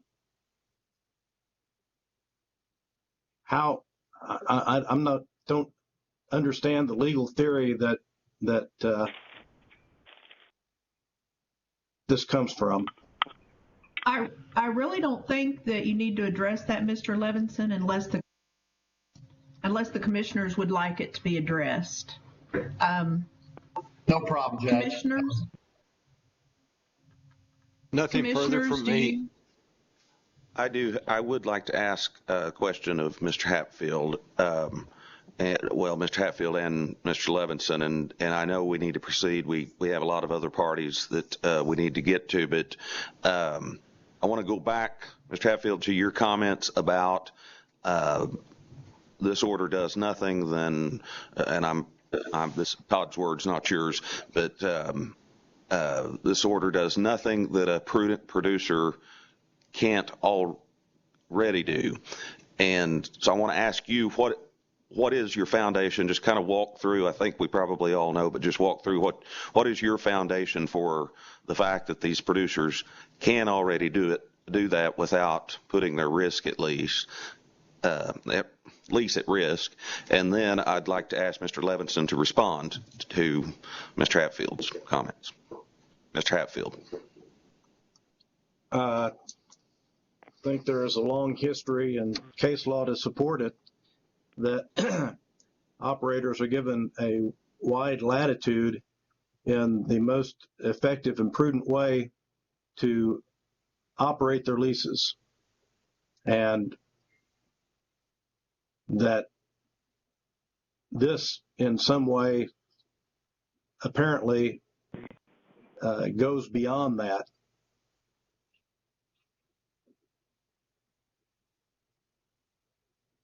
Okay, Mr. Levinson. Yes, thank you, Commissioner Hyatt. What this does, and again, I've probably done more lease cancellation lawsuits on both sides than anybody on this phone call. What it does, it goes back to one simple thing. It's what's equitable under the facts and circumstances. And that order from the commission that selling oil below the cost to produce it constitutes waste is a factor that I can use as an equitable consideration to prevent loss of oil and gas leases, equipment, everything that goes with it. And from my experience in practicing oil and gas law and having numerous lease cancellations, that is a strong factor that will protect my leases. And I feel very strongly about it. And that's why this order is so important, not only to LPD Energy, which may have a couple hundred barrels of production a day, but it's important for everybody across the board. And it just shows the district court that there's a reason you shut in the leases. That's all I'm asking for. And it does not affect Crawley Petroleum in one bit. It can't affect it. It can't create litigation for Crawley. And it's pure and simple. And again, if I sound desperate, I love the oil and gas business. I'm trying to help this industry. I want to continue to have phone calls like this where we fight stuff for 20 years. But our industry is on the brink. The issuance of this order only helps this industry. It does not hurt it. It's not adverse to anybody. And just to be honest, I'm dumbfounded that anybody could disagree with relief being requested. And again, it takes into account hedging or water floods you can't shut in. So with that, that's what I want to do, Mr. Hyatt. That's why it's so important to me, and it's important to me. I didn't mention this, and I'm not here on behalf of OEPA. I was one of the founding members of that organization, and I'm involved with a lot of small operators, and this is very beneficial for them. I did the voluntary approach. The organization did a mandatory, but this is very important to the small producers in Oklahoma. Thank you. Thank you. Judge Pressler, please proceed. Yes, commissioners, I would not think that we need closing argument from Mr. Helm and Mr. Levinson, but if one of the commissioners would like it, then I will proceed and ask for closing argument. I think we've circled the wagon plenty of times so far, right. So I do not see a need, and the other commissioners, I believe, are agreeing that we do not have a need for closing argument. So please provide. All right. Well, then proceed with the other parties. I will defer.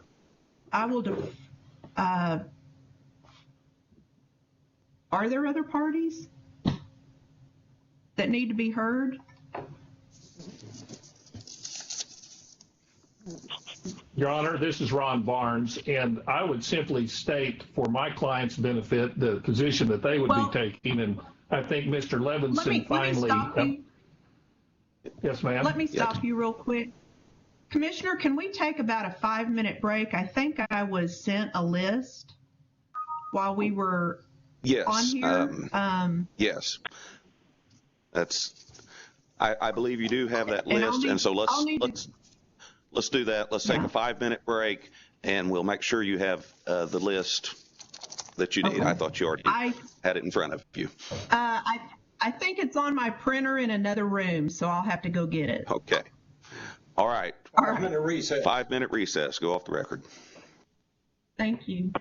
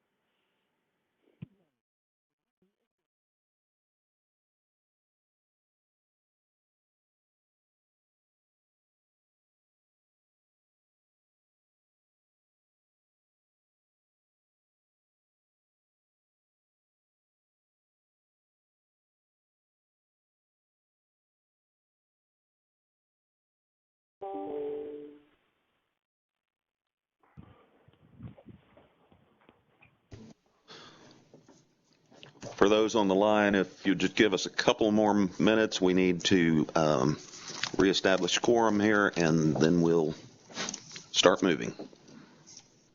Thank you for your patience.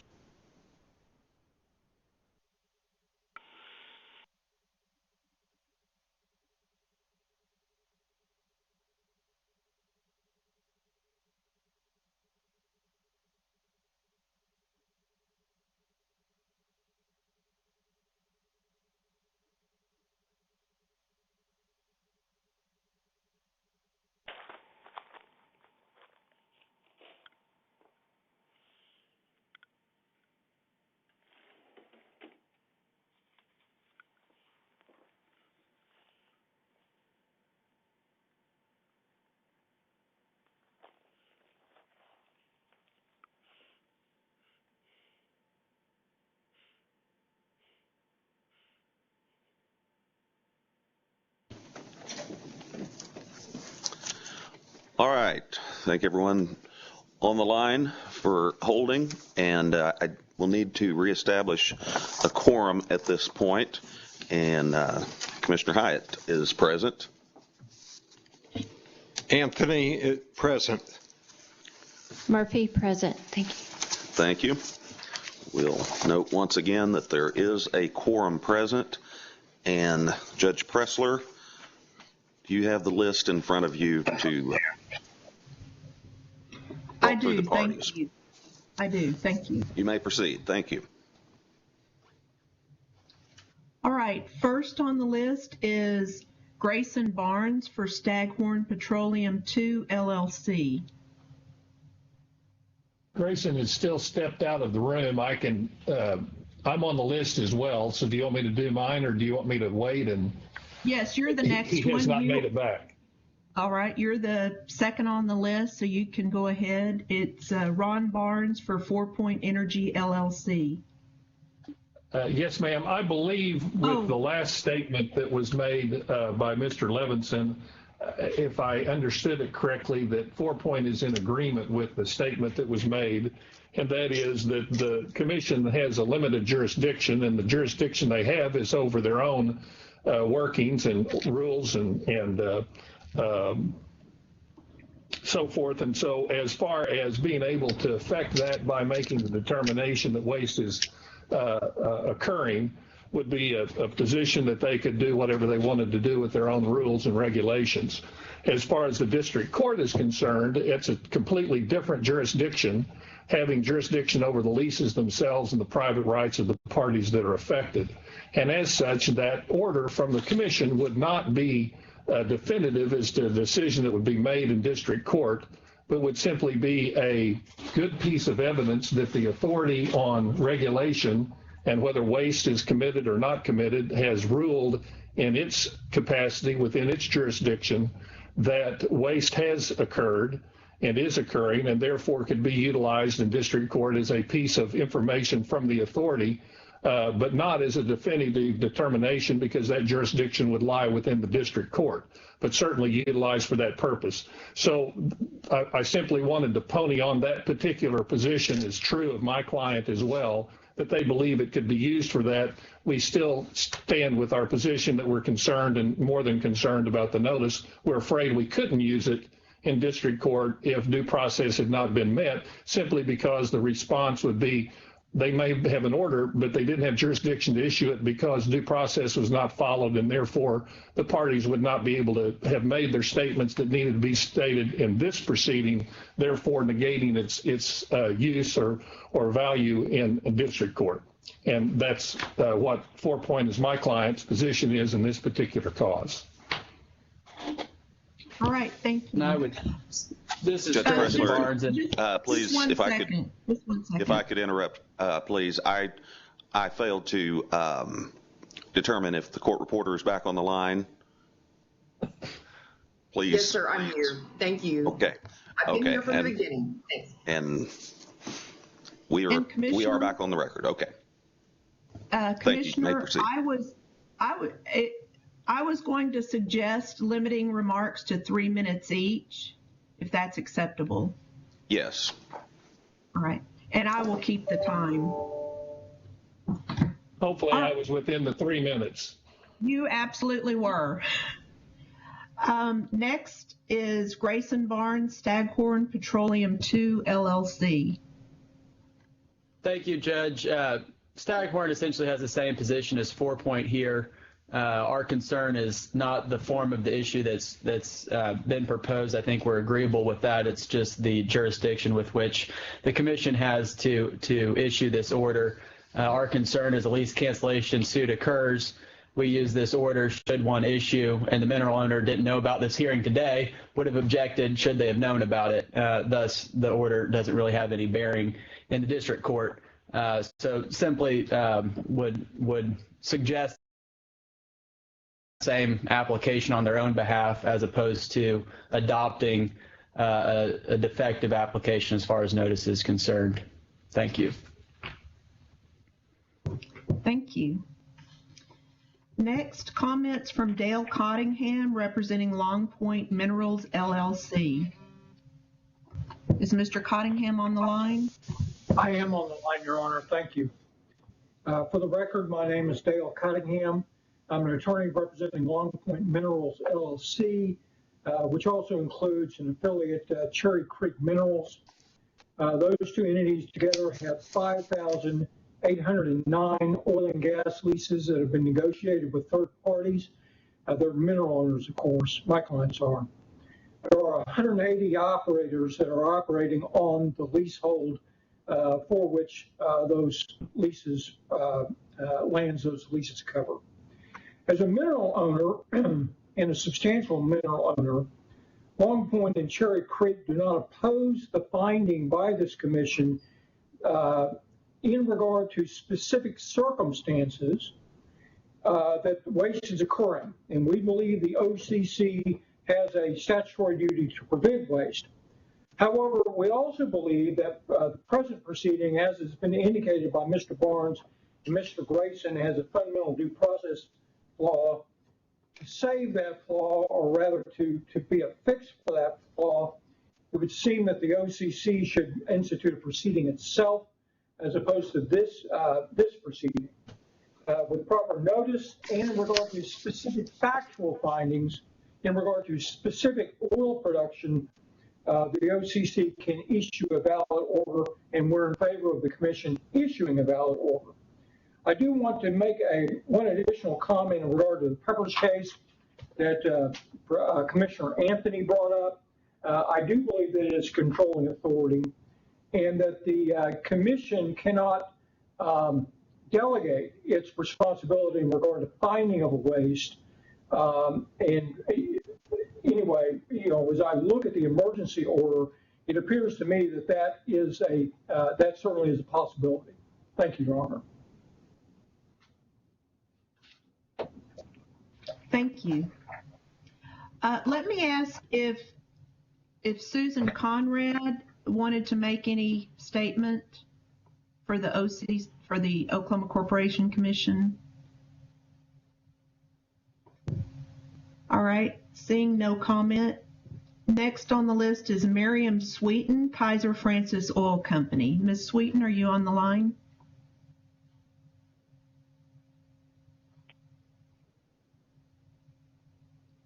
Okay, seeing none. Your Honor, this is Michael Stack. I'm representing Kaiser Francis, so I'll be making a statement for them. All right, you may go ahead.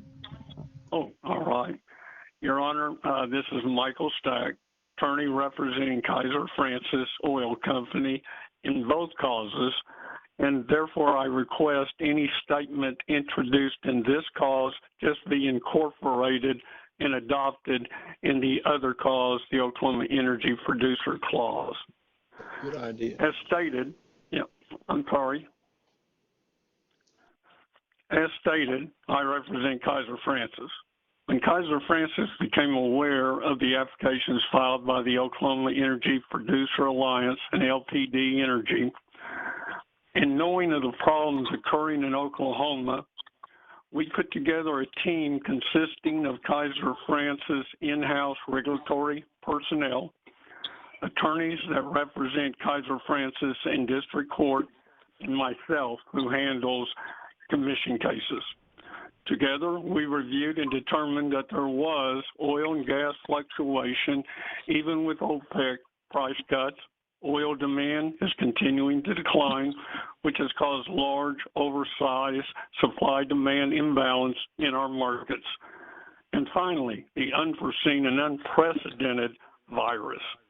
Our team came to the only viable conclusion that economic waste is occurring in the state. With our findings, we then looked at what is the duty of the Corporation Commission during these unprecedented times, found that the Commission has the duty to prevent these forms of waste and to ensure protection of correlative rights for all owners, and that's pursuant to Oklahoma Statute Title 52, 86.2A, Section 86.3. For these reasons, the Kaiser Francis team filed in both causes an entry of appearance and public comment with a request for affirmative relief. We also, until OEPA Group this early morning submitted with an entry of appearance, we submitted a proposed interim order. An interim order that finds the Commission has statutory rights to determine that economic waste is occurring. Operators, producers in the state shall take action that are necessary to protect these rights and prevent waste.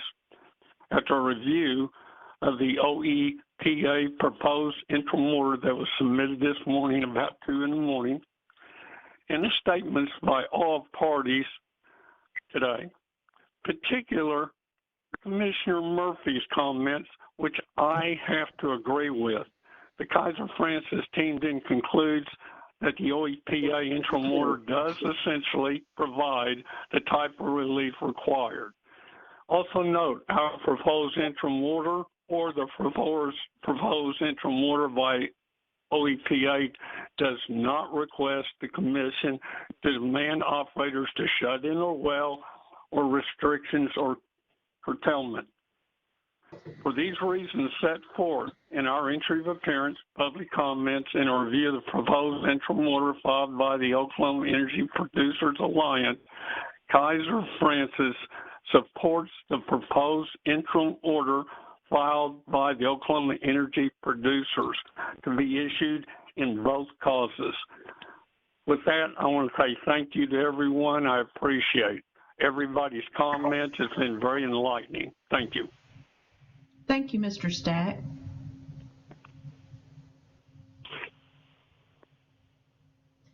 Next, we have Eric Huddleston for Devon Energy. Mr. Thank you, Huddleston? Judge. Yes, thank you. And thank you, Commissioners. I also have an entry of appearance for XTO Energy as well. My clients both submitted written comment in the OEPA case. They stand on those comments. We reserve the right to make further comment in either of these cases based on what's been presented thus far in this LPD matter. I share the same concerns, don't want to run circles around the same issues, but share the same concerns that have been presented by Mr. Barnes and Mr. Helm. Don't believe that at this point there's been sufficient evidence to make any specific findings on a statewide basis that waste is occurring or will continue to occur. Do agree with Mr. Levinson to the extent that that has to be left to the discretion of the operator as to how they want to operate their lease. If a specific finding that waste is occurring is made, that would be tantamount to a curtailment order because we, in fact, have statutes that prohibit committing waste. So don't know that that is something that I would be prepared to support at this time, and would ask for a point of clarification from Mr. Levinson. The emergency order that was issued in this case stated that in certain instances waste may be occurring, did not make a definitive finding that waste was in fact occurring. And is that the same type of order you're seeking here?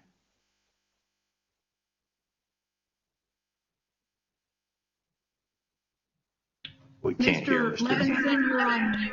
Mr. Levinson, you're on mute.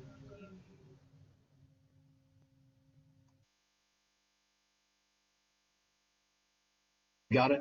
I agree with that.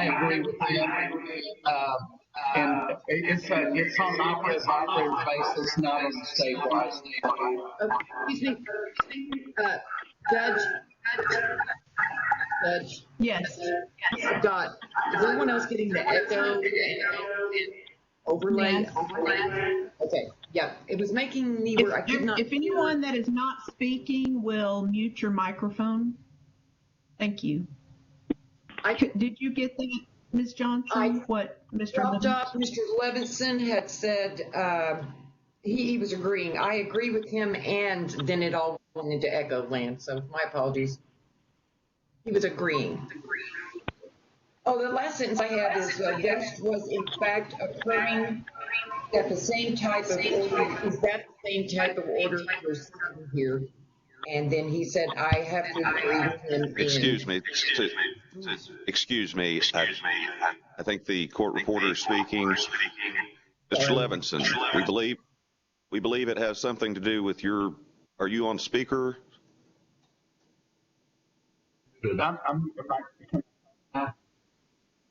Yeah. Okay. I agree with that statement. It's an operator basis only.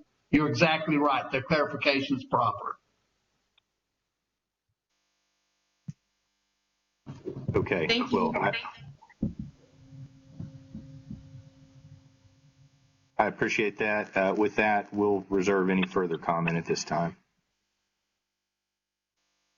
Thank you. Thank you. Next is Mr. Carl Hirsch representing Continental Resources, Inc. Thank you, Judge. Thank you, Commissioners. Continental Resources filed a statement, but they filed it this morning about the time the proceeding was beginning, so we probably, most of the people that have participated have not had the opportunity to review it.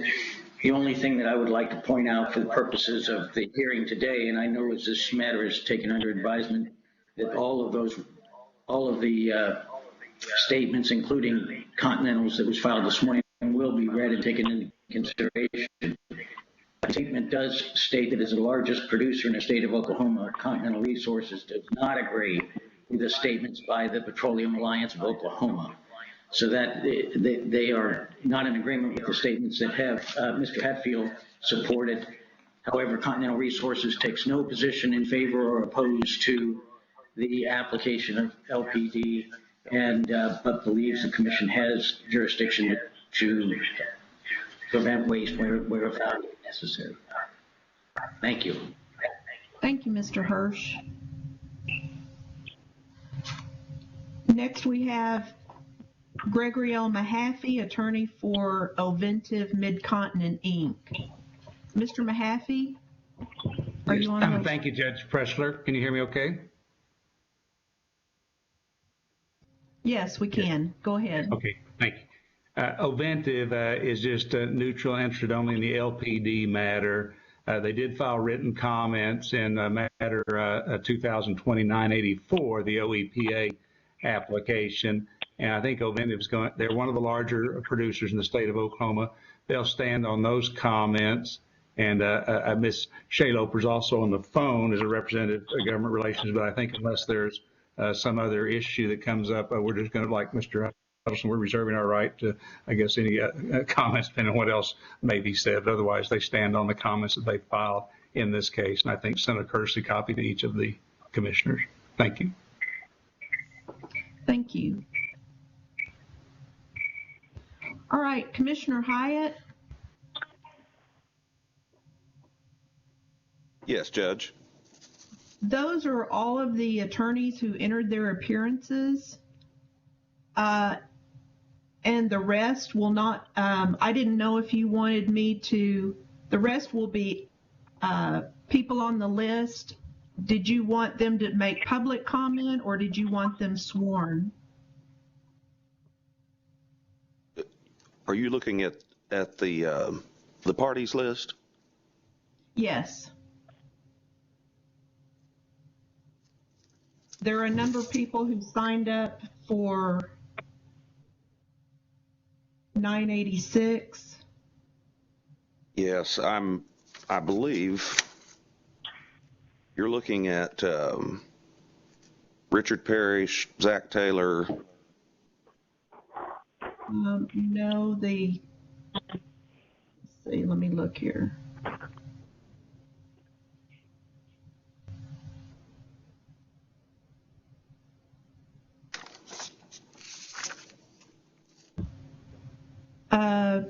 Brooke Simmons with the Petroleum Alliance of Oklahoma. Yes, Your Honor.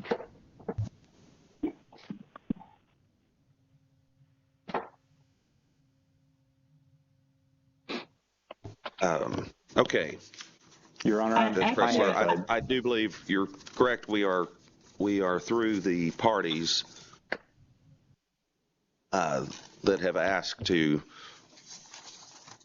make comments. And so at this point, I think I need to turn to my fellow commissioners and ask if we are prepared to take public comment. I have a question just before there. I know that Terry Stowers is an attorney and is on the list, and it says yes for comment, and it says he's not a party, but he signed up if questioned. So I think he was referenced as entering an appearance. I don't have the emergency order right in front of me. So could I ask some questions of Mr. Stowers? Because he says he's not a party, but I think he's been referenced numerous times, and since he's an attorney, is it appropriate at this point to ask questions? Absolutely. He's on, he and, well, and also Brooke Simmons are on the line for that purpose, only if commissioners have questions of them. So please move forward with your questions. He did enter his appearance. Mr. Stowers entered his appearance in the LPD matter. Hello? Yes, and it is reflected on the emergency order. Mr. Stowers, are you on the line? I am. Can you hear me? Yes. Okay. It says that you're not a party, but you did enter, and I know you're an attorney, and you entered an appearance in the 986 case. Is that right? I did at during the emergency hearing on behalf of the Coalition of Oklahoma Service and Mineral Owners and Oklahoma NARO. Okay, if you could just ask just respond to a few general questions. From the perspective of those that you represent, do you have a comment about the authority of the commission? That seems to be a question that's been addressed quite frequently in this matter. Could you respond to that? Could you respond to the comments that you've heard, or the arguments, the legal arguments?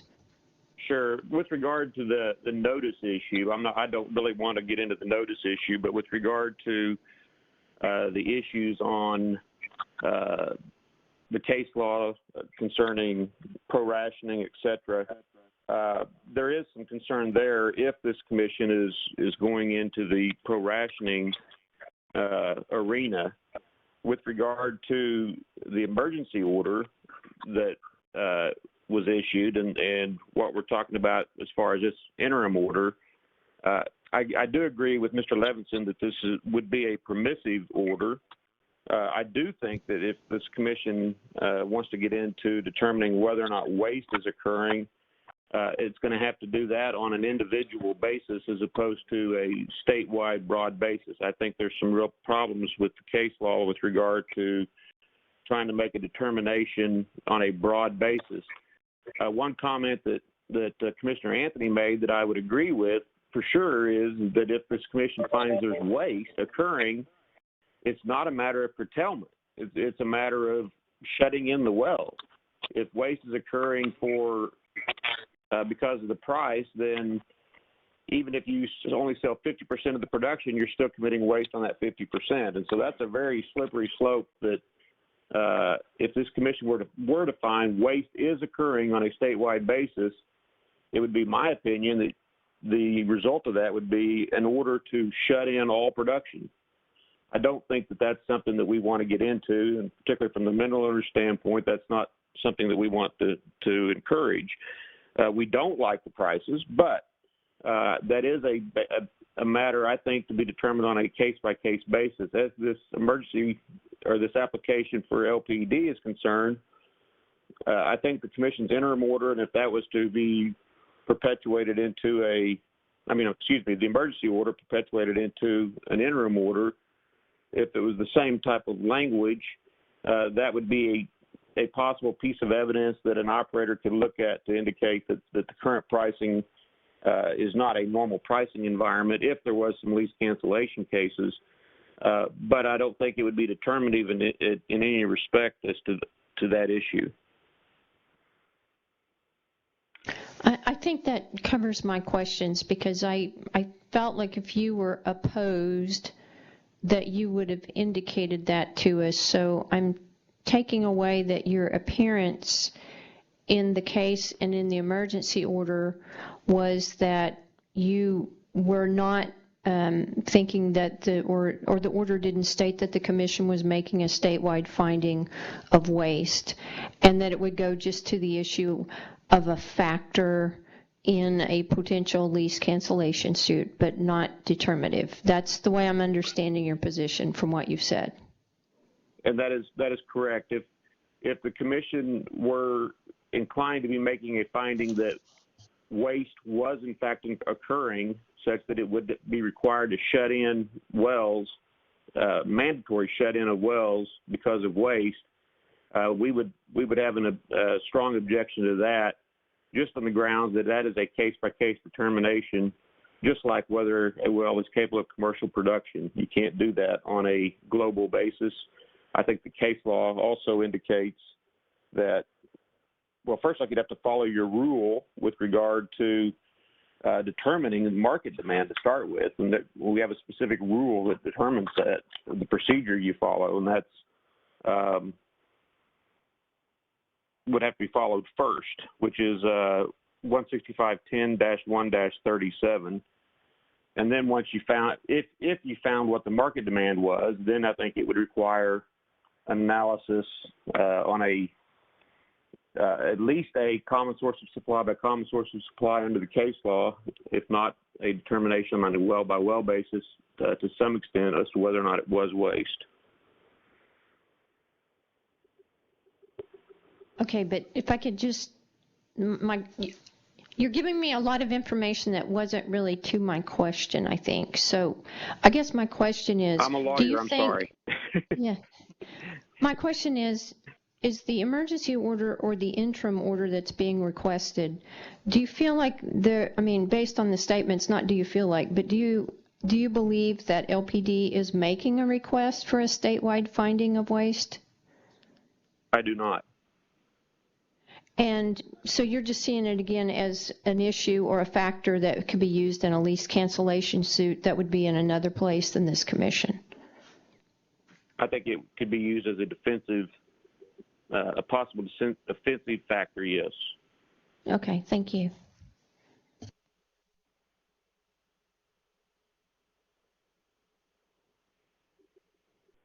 Other questions by commissioners of Mr. Stowers?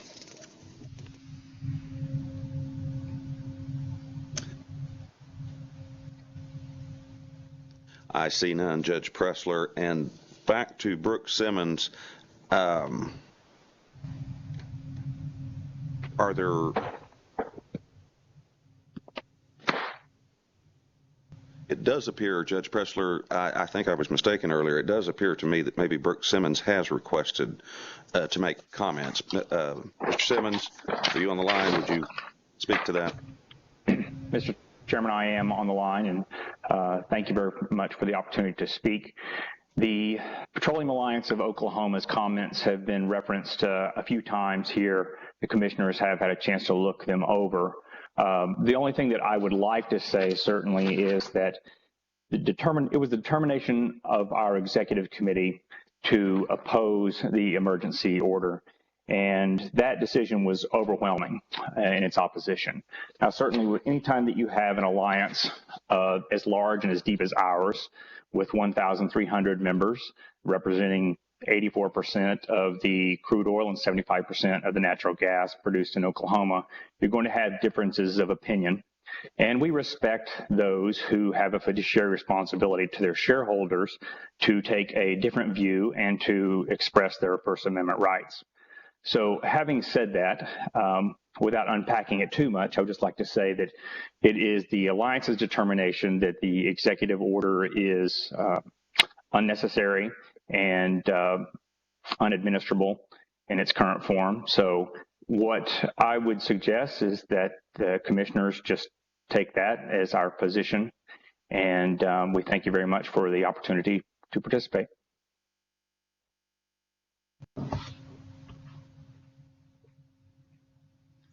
Thank you, Mr. Simmons.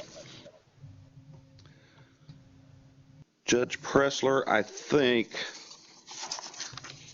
I do want to clarify, Matt Allen, I believe Matt Allen's not a party to the case, so that I suppose that's for public comment then. Commissioner Hyatt? Yes. This is Matt Allen. I have entered an appearance for Marathon Oil Company, and it's an interest only, and they have no comment on this particular case, but we'll be making a comment on 2020-984 when the commission gets to that application. Thank you. Okay, thank you. And then, Mr. Parrish, I assume you're signed up to make comment in 986, but I guess just help me clarify. I believe probably you're not a party to this case, and so I assume that's for the other case. Mr. Chairman, OEPA did enter an appearance in this case, but we're not taking a position on it one way or the other, but obviously we'll have comments in the other case. Okay, thank you.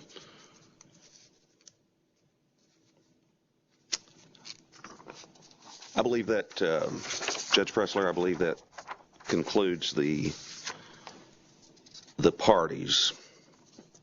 So at this point, I've been intending to do this all morning, so let me just do it right now while I'm thinking about it. But earlier as we began this morning, I think the question was asked of Commissioner Murphy when we moved to advance sua sponte if we were referring to she asked which case we were referring to, and I said mistakenly, I think I said 984. I intended to say 986. So I just wanted to clarify the record if I did misspeak earlier, and I think I did. So at this point, seeing no further questions of the parties, I'll turn to my fellow commissioners and ask if we would like to entertain public comment at this time. Okay, again, so public comment for the 986? Yes. Okay, the LPD application. Yes. Okay. I noticed that when Mr. Stack spoke, he wanted his comments referenced in both causes.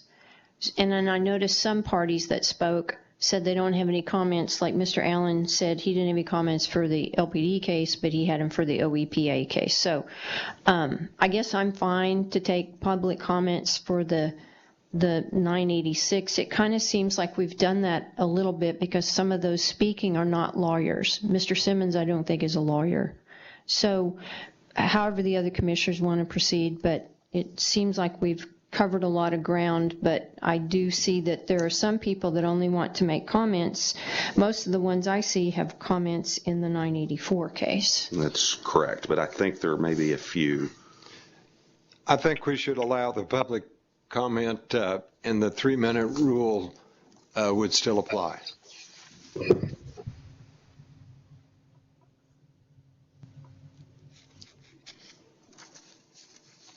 Okay, maybe I was mistaken. It may be that we have covered all of them up to this point. Are there any that the judge or I have not recognized that had wished to make public comment on 986? I didn't have any additional on the list I have. Okay.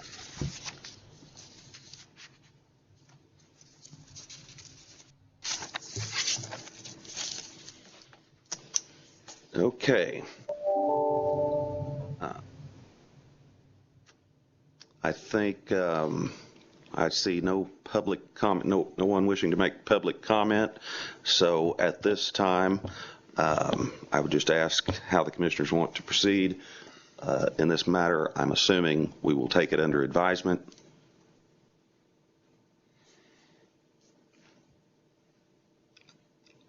I would agree with that. The only order that we have before us right now is the one proposed by Kaiser Francis, is my understanding. So there's a chance as we hear the next case, which to me is related, that we might have some great insight. So I would support moving on to that case. All right. I support taking it under advisement. And I think the parties that brought the application probably have a proposed order. Just because it's not submitted doesn't mean the only one that we have is the one from Kaiser Francis. Okay. Right. Thank you for that clarification.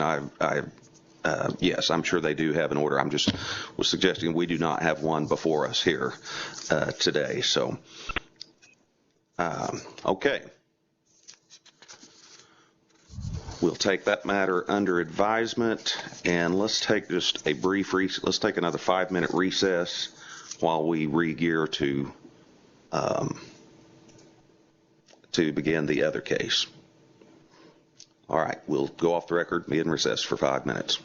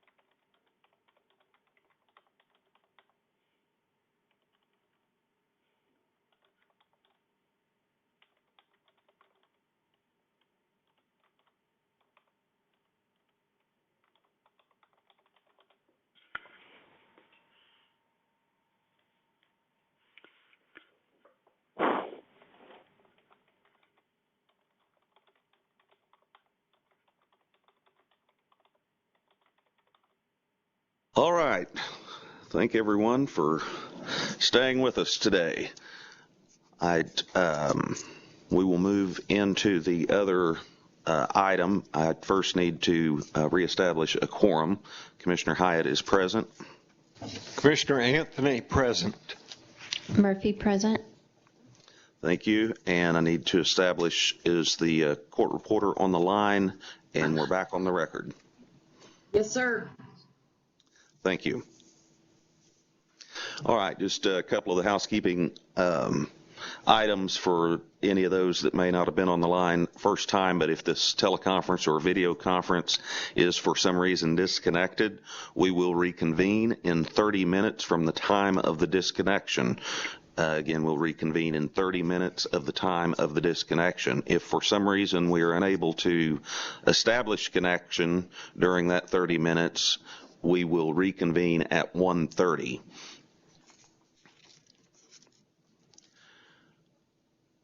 All right, Judge Pressler, I will, excuse me just a second, make sure I covered all my housekeeping duties. Okay, Judge Pressler, I turn to you to announce the cause, please. All right.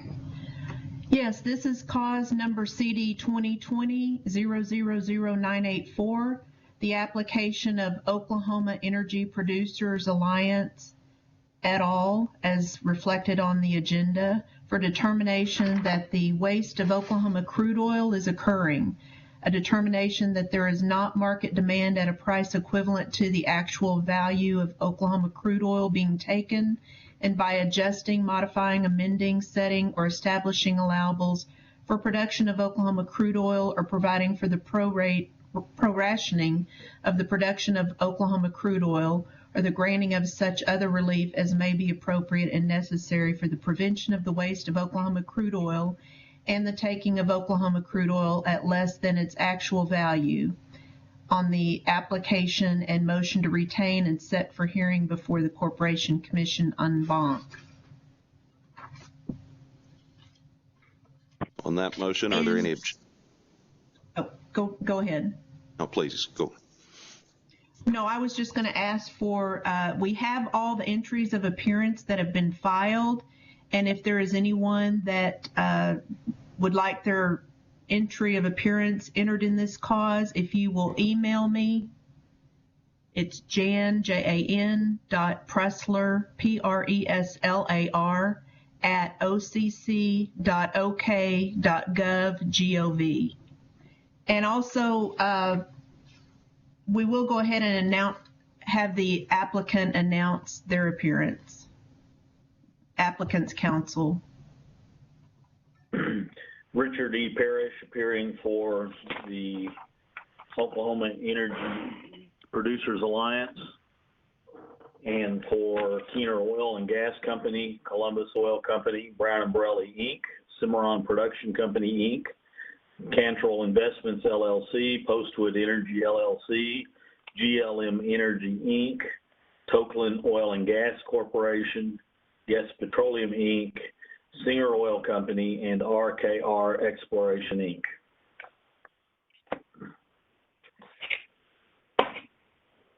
Thank you. So am I correct, Judge Pressler, the first motion that we need to take up is the granting of the motion to retain and set for hearing before the Corporation Commission en banc? That's correct. Thank you. Ms. Mitchell, are you on the line? Would you call the roll on that motion? Commissioner Hyatt? Aye. Commissioner Anthony? Aye. Commissioner Murphy? Aye. Thank you. All right, the motion is granted.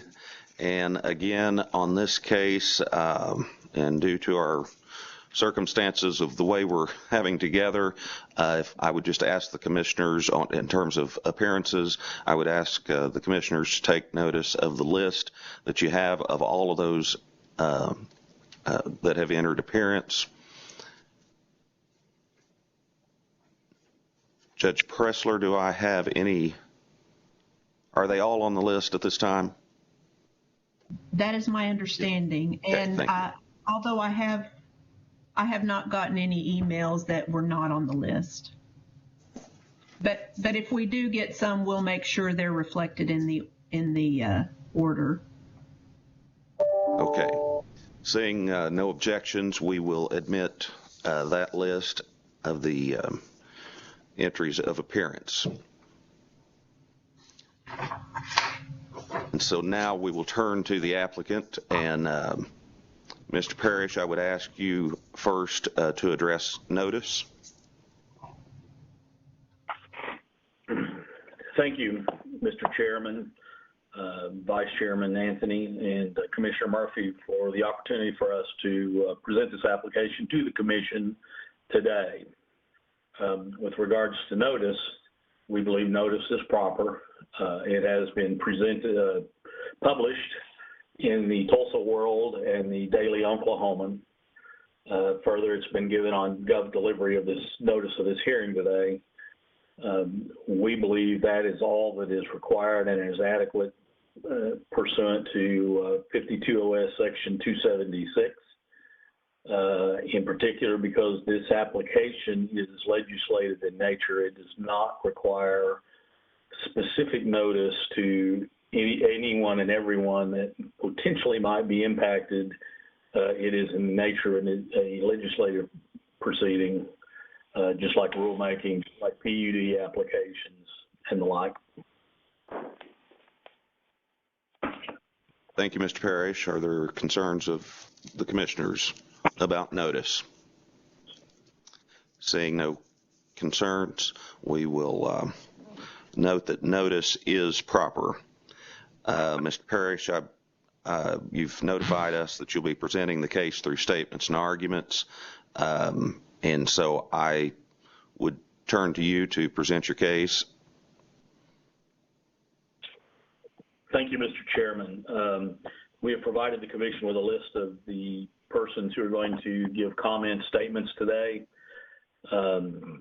And I was asked, and if it's agreeable to the Commissioners, I will call on those individually and let them speak. And I will bring up the end after all of those persons have had the opportunity to speak. Yes, that would be appropriate. The first speaker is Dewey Bartlett, who is the chairman of the board of the OEPA and also represents Keener Oil and Gas Company.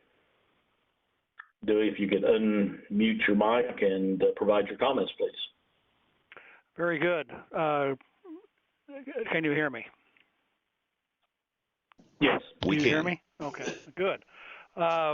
Chairman Hyatt, Vice Chairman Anthony, and Commissioner Murphy, and Judge Pressler, I welcome the opportunity to speak. I am, as Richard stated, speaking to you as Chairman of the OEPA as well as the President and owner of Keener Oil and Gas Company.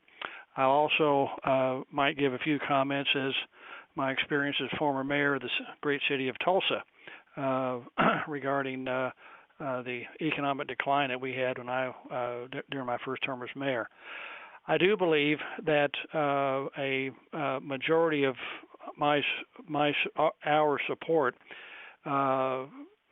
is the duty of the Oklahoma Corporation Commission, as stated in the statutes of the state of Oklahoma, to determine economic waste.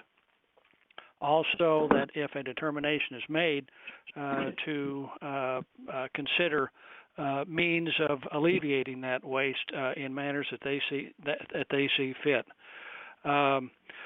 I do believe that the Oklahoma Corporation was created to protect the economic value of the crude oil that is being produced within the state of Oklahoma. That protection has a direct impact upon a variety of entities and people. First of all, in no order of preference, but first of all, the royalty owners, of which there are hundreds of thousands, both within and without the state of Oklahoma. Certainly the working interest owners of the tens of thousands of producing oil wells, as well as those wells that are shut in at this point, they are directly impacted. Most importantly, the employees, and through the employees, the families of all of the oil and gas companies that do business in the state of Oklahoma, the employees and families of the service companies that support and maintain the operations and the exploration efforts of those oil and gas companies have a tremendous case in this as far as they're being impacted.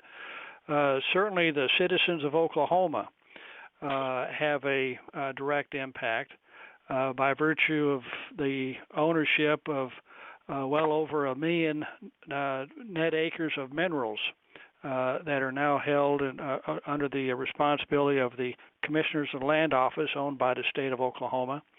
It's in fact around 1,100,000 net acres of minerals.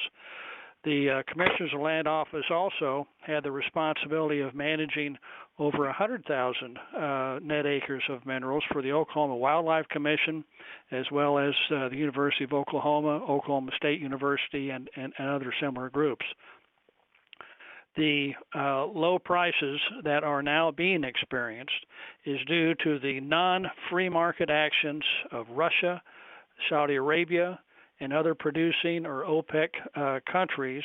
The values of those minerals have sharply diminished, as well as the revenue from the productive minerals that are owned by the state of Oklahoma. That is obviously diminished quite sharply as well. The economic waste is also impacting the national security of our country. The decades of time and the billions of dollars that have been invested by Oklahoma-operated companies in order to become less dependent upon those foreign producing countries for energy needs. That goal of had been and still is, at least at this point, achieved. Unfortunately, the countries that I just mentioned have expressed very directly the goal of driving us out of business, simply driving us out of business so they can obtain a significant increase in their market share. If they are successful, all that time and energy and money will have been lost, and we certainly obviously don't want to be in that position to where we once again become subject to having our own federal government policies influenced by those countries by simply them being able to have a negative impact upon the price of energy. Now I'd like to talk a little bit about our company, Keener Oil and Gas Company. We've been in business in Oklahoma since 1910, and we're proudly to be part of the oil and gas industry and helping impact its success, the industry's success. We presently operate wells in Creek County, Seminole County, Payne County, Logan County, and Noble County. We have a grand total of 6 employees, including myself. We operate approximately 100 oil wells in Oklahoma. Of that number, more than 20 are presently shut in as a result of the economic waste that we're experiencing. We have no plans to do any drilling. We have no plans for any workovers at this point. When the PPP money does run out, Keener will be reevaluating our financial position. That will certainly be dictated primarily by the price of crude oil at that point in time and what we believe the future price is going to be. Lastly, there's a big impact upon the governments within our boundaries of Oklahoma, city, county, and state governments. We're also very aware of the tax revenues that the state legislature is and the governor is now having to deal with. If I read correctly, the current hole that needs to be filled with revenue is approximately $1.3 billion with a B, billion dollars. We all understand very well the negative impact that is going to have on all of our future plans to improve greatly our educational systems and finally get to a point to where we can, we as a state can pay public education teachers wages even above what the competition is weighing now. When I was mayor of the city of Tulsa, we unfortunately had to recognize the reality that sales taxes are directly impacted by soft economies that Oklahoma was experiencing at that time. That was in 2009, 10, 11. As you know, the Constitution and state law requires that municipalities throughout Oklahoma can only receive tax revenues from sales tax receipts, period. And that has, when I was the mayor, had a very negative impact on our ability to provide one of our basic requirements, which was to protect the public, in other words, policing. We did see situations where other municipalities, especially in the rural areas, had to let go of their police force. They then became more dependent upon the county sheriffs to provide public safety. The county sheriffs were having problems as well financially, so they relied upon the state of Oklahoma to come up with money, and it didn't come. So this has a very, very wide-ranging effect upon the entirety of our state. Commissioners, I know this is a difficult decision that we are asking you to make. But I believe very, very strongly that this is one of those decisions that, even though a positive decision in this regard might not have a tremendous immediate effect upon the price of crude oil, I do believe that we need to show the courage and the integrity to stand up and begin a process to where we can say that this is our position, and I strongly believe that will eventually have a positive impact upon the other producing states to have a similar decision. Even though Texas might have made a decision negative to that statement, they always have the opportunity to have a further discussion and further consideration. The statutes of the state of Oklahoma do require you to make a decision on economic waste, and they do require, I think, that if that decision is made, that you'd have a discussion about remedies. And I believe you have a variety of them at your disposal. If you have any questions, I'd be more than happy to answer them, and I appreciate your both your attention but also the opportunity to speak.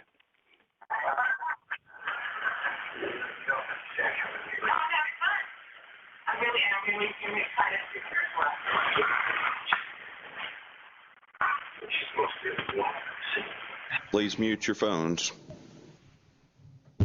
I think I just finished in the nick of time.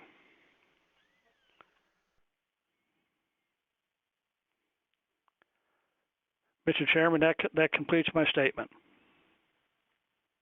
Thank you, Mr. Bartlett. Mr. Parrish, or let me first ask, are there questions of Mr. Bartlett, the commissioners? Mr. Parrish. Thank you, Mr. Chairman. OEPA would like to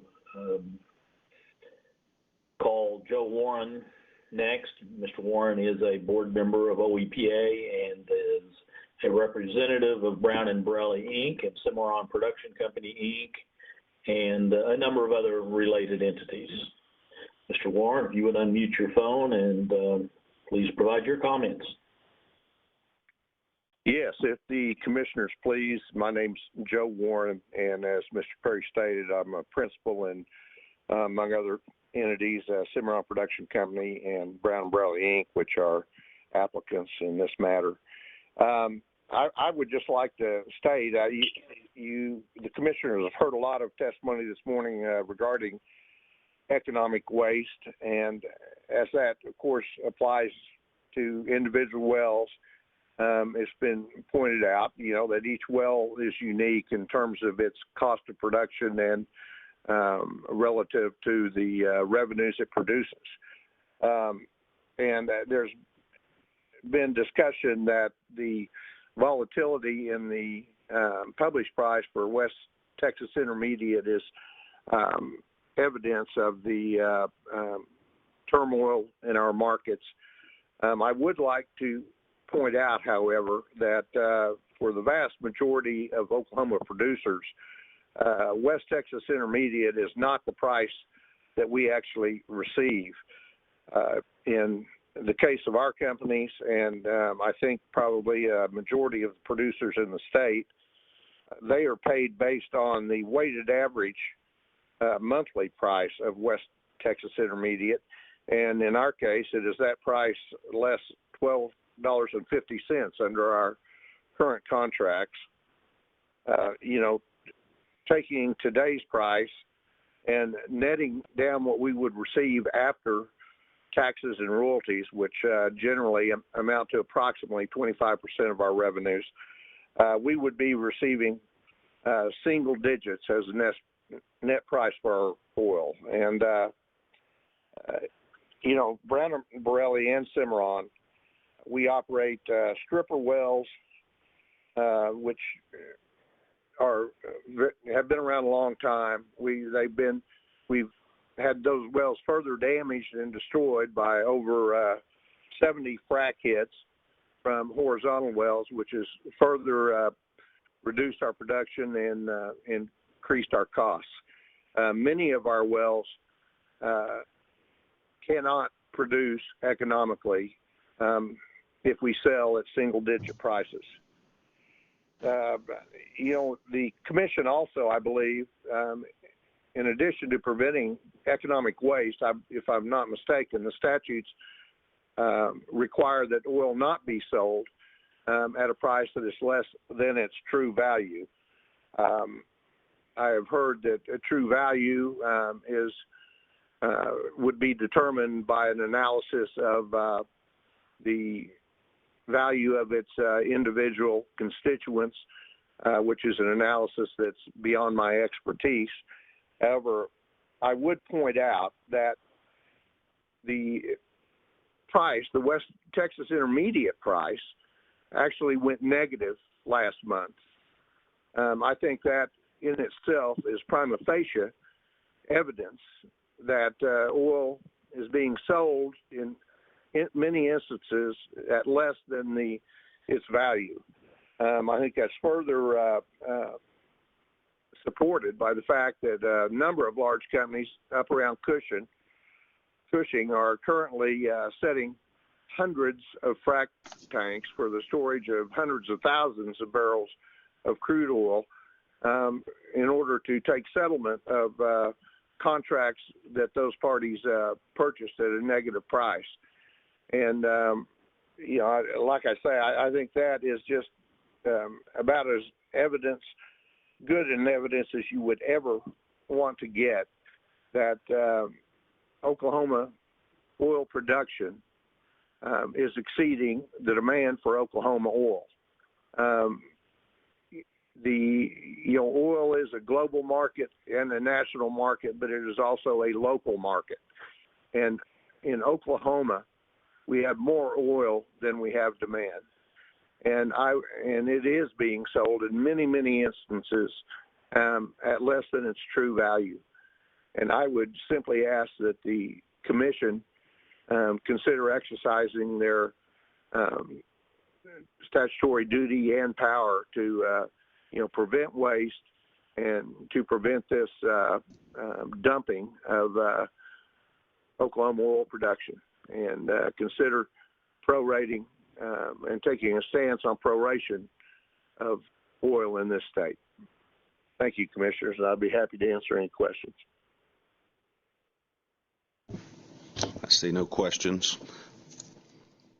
Mr. Parrish? Thank you, Mr. Chairman. The OEPA would now like to call upon Mary Ann McGee. Mary Ann is a board member of OEPA and a representative of GLM Energy. Mary Ann, if you'll unmute your phone and provide your comments, please. Yes, can you hear me? We can. Hello? Okay. Thank you, Commissioners. My name is Mary Ann McGee, and I am the president of GLM Energy, Inc. GLM is your typical small, independent exploration and production company. We operate about 150 wells in the state of Oklahoma. We are both an operator, a non-operating working interest owner, a mineral owner, and an overriding royalty owner. We also own surface in various places, so we're pretty much on every side of the problem. Starting in 2014, we were impacted by the loss of 17 of our wells through horizontal fracking operations. And continuing on, just as we begin to recover, of course, we're hit by this unprecedented situation. We started shutting wells in primarily in Kay and Noble counties last month in the hope that things would improve, but it appears we're going to have to shut quite a few more of them in. We calculated that in order to break even, we had to receive a price of $28 a barrel net. In our type of production, which is vertical, a lot of it's stripper, that just is uneconomic for us. A big impact is, I think, in a lot of cases, the cost of electricity, which, as far as I can tell, hasn't really gone down, but it's by far the largest cost we have in some of our production that can't be operated on, for example, gas engines. Although we've contacted our electrical suppliers, we have gotten absolutely no relief at all there or any proposal for any kind of a relief. And, you know, if you can't pay your electric bill, well, that's pretty much the end of the story. We also have, obviously, most of us, very limited storage capacity on our leases. It would be unusual that anyone had a facility for that. So that's another problem. We've laid off, I think, 3 of our pumpers recently. The people in our area of the state are really, really suffering. I don't think there's any doubt that oil is being sold below its value. I don't think there's any doubt that that's an economic waste, even if you are, let's say, for example, a mineral owner. I'm not sure you want your production to be sold for these prices. Of course, it all depends on your financial situation. And if we were able to, for example, truck oil to our limited storage capacity, the cost of that is also prohibitive. I think we calculated something about $300, you know, a tank just to move it somewhere else. And it just makes no sense, and there doesn't seem to be any end in sight if we continue with the intentional actions of the Russians and the Saudis to basically crater Oklahoma and all other oil-producing states' production. I don't exactly know where we're going, but that is the bottom line. Is this is waste. Oil's being sold. I haven't seen this. I've been in the oil business since I got out of law school, and I have not seen anything like this. And I believe that the Corporation Commission has the responsibility and the obligation to determine if waste is occurring and to prevent that economic waste from happening, because we're in it for the long term. Most of us that are smaller producers, we don't come in from the outside, just drill and then leave. But at this rate, I think there's no way that it's possible for the smaller vertical producer to continue an operation. So we would like your consideration of helping somehow to eliminate the economic waste. Thank you very much. Thank you. That's a conclusion. Unless you have any questions, let me know. I see no questions of the commissioners. Mr. Parrish. Thank you, Mary Ann. The OEPA would like to next call Bob Nickel. Bob is a board member of OEPA and a representative of Tokeland Oil and Gas Corp. Bob, if you'd unmute your phone and provide your comments, please. Thank you, commissioners, for hearing our comments. My name is Bob Nickel. I'm president of Tokeland Oil and Gas Corporation, a company that was founded in 1981. It's been under the current ownership and management since 2012. And my comments would be similar to my fellow board members at OEPA. I feel like the current market conditions certainly don't reflect the value of oil. The full cost of replacing these reserves and producing them from the ground are far higher than what we can sell for at these times. We recently received a notice from one of our purchasers that they were increasing their transportation fees by $7 per barrel. And I think that reflects the capacity of the refiners and the storage to which they deliver. So, we're getting the double whammy here of lower commodity prices and much higher transportation that's a reflection of those storage restrictions. We've seen a huge wave of offerings from people who are developing storage, and we're skeptical of we want to make sure that we have solid counterparties to deal with, and that those storage facilities are managed responsibly and safely. Like Mary Ann mentioned, we also are having to reduce staff, and we're facing that in the future. And the biggest thing that we're dealing with here is uncertainty. Should I reduce my production, save it for a more reasonable price? How long will our cash reserves last? Should I retain my personnel?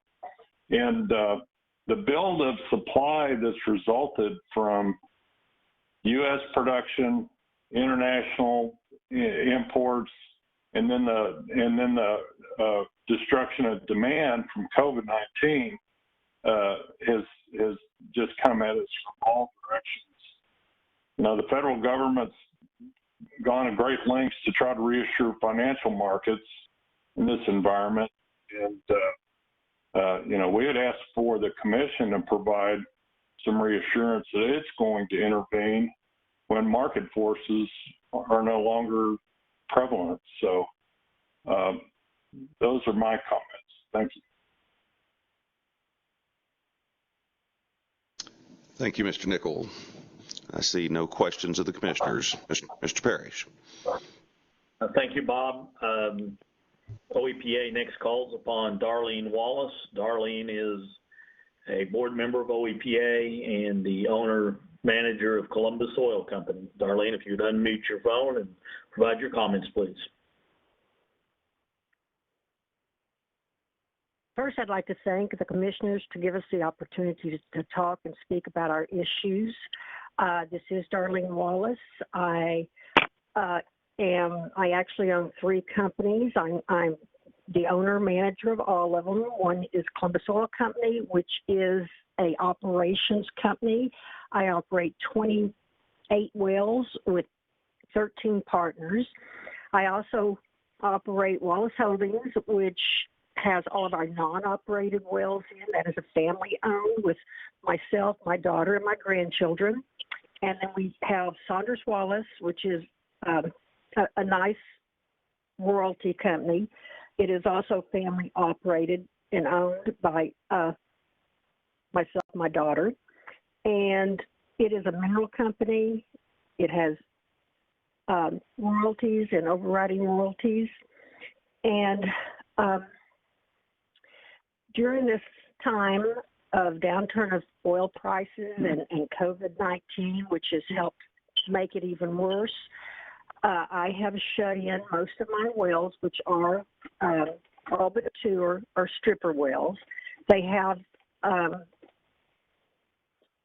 made me a living and my family a living for a number of years, and I hope for them to continue to do so. I could cover a lot of the information that has already been covered, but I don't really see the need of doing that. What I just like to say is that the pricing of our oil in the future is uncertain.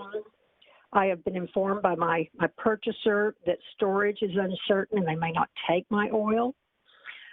When COVID-19 is over, hopefully people will start traveling and driving more, but that is unsure. With all these issues, we don't even know when they're going to be over, so the uncertainty is there.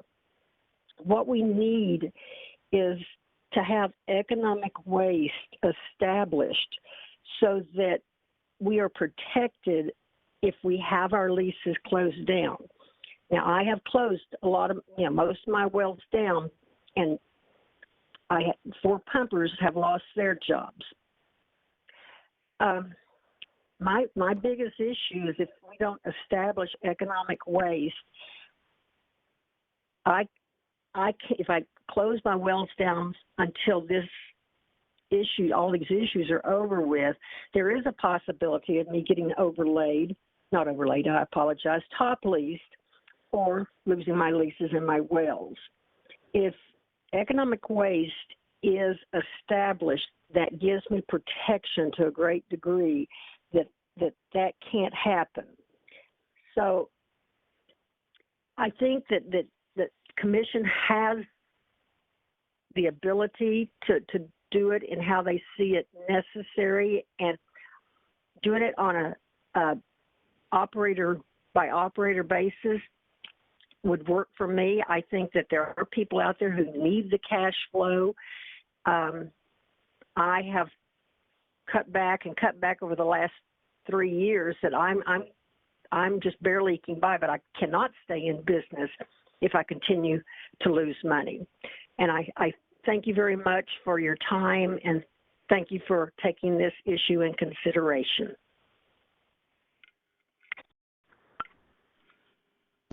Thank you, Ms. Wallace. I see no questions of commissioners. Mr. Parrish. Thank you, Darlene. OEPA would like to next call upon David Guest. David is, again, a board member of OEPA and a representative of Guest Petroleum, Inc. David, if you would unmute your phone and provide your comments, please. Yes, commissioners and judge, thank you for your time and the opportunity to speak to you today. My name is David Guest of Edmond. I'm a small oil producer of marginal wells owned by my siblings under the name Guest Petroleum. I am also the manager of family-owned minerals throughout many counties in Oklahoma and other states. I'm proud to be a founding member of the Oklahoma Energy Producers Alliance and serve on its board. My comments today are to ask you, as the elected leaders of our state's governing authority over oil and natural gas, to provide for pro-rationing of production of Oklahoma's crude oil. My request for your action has not been pondered without many hours of thought and discussion. However, the need for pro-rationing and reduced oil production is an economic emergency. The cost for my family's company to produce our marginal wells in Oklahoma is an average of $32 per barrel. This morning's posted price for Central Oklahoma sweet crude is $24.16. My crude oil purchaser has informed me of a price deduction effective May 1st of a minus $13.60 per barrel. Therefore, if I sell a tank of oil today, my received price is only $7.56 per barrel. I cannot and will not sell my oil at a loss of $25 a barrel. No one can stay in business by selling their product for less than the cost of production. Now, as a mineral owner, I realize that oil is a finite and depleting asset. Therefore, I always want the highest and best price available for the sale of my oil. However, mineral owners have little, if any, control over the sale of their produced oil. Therefore, as a mineral owner, I support this request for pro-rationing of oil to prevent economic waste. Finally, this request for pro-rationing and reduced oil production is not a new concept for Oklahoma state government. As we all know, Governor Murray acted to stop large amounts of oil production, not once, but twice, 1931 and 1933. The governor's actions back then did help increase the price of crude oil. I ask that you, as commissioners, act today to reduce the amount of produced crude oil in Oklahoma. It is common knowledge that oil and gas laws and rules passed in Oklahoma quickly spread to other energy-producing states for adoption and implementation. Please help preserve our state's resources for production and sales at proper economic value. This is essential not only to private owners, but also to all Oklahomans, as gross production tax receipts would be at higher levels.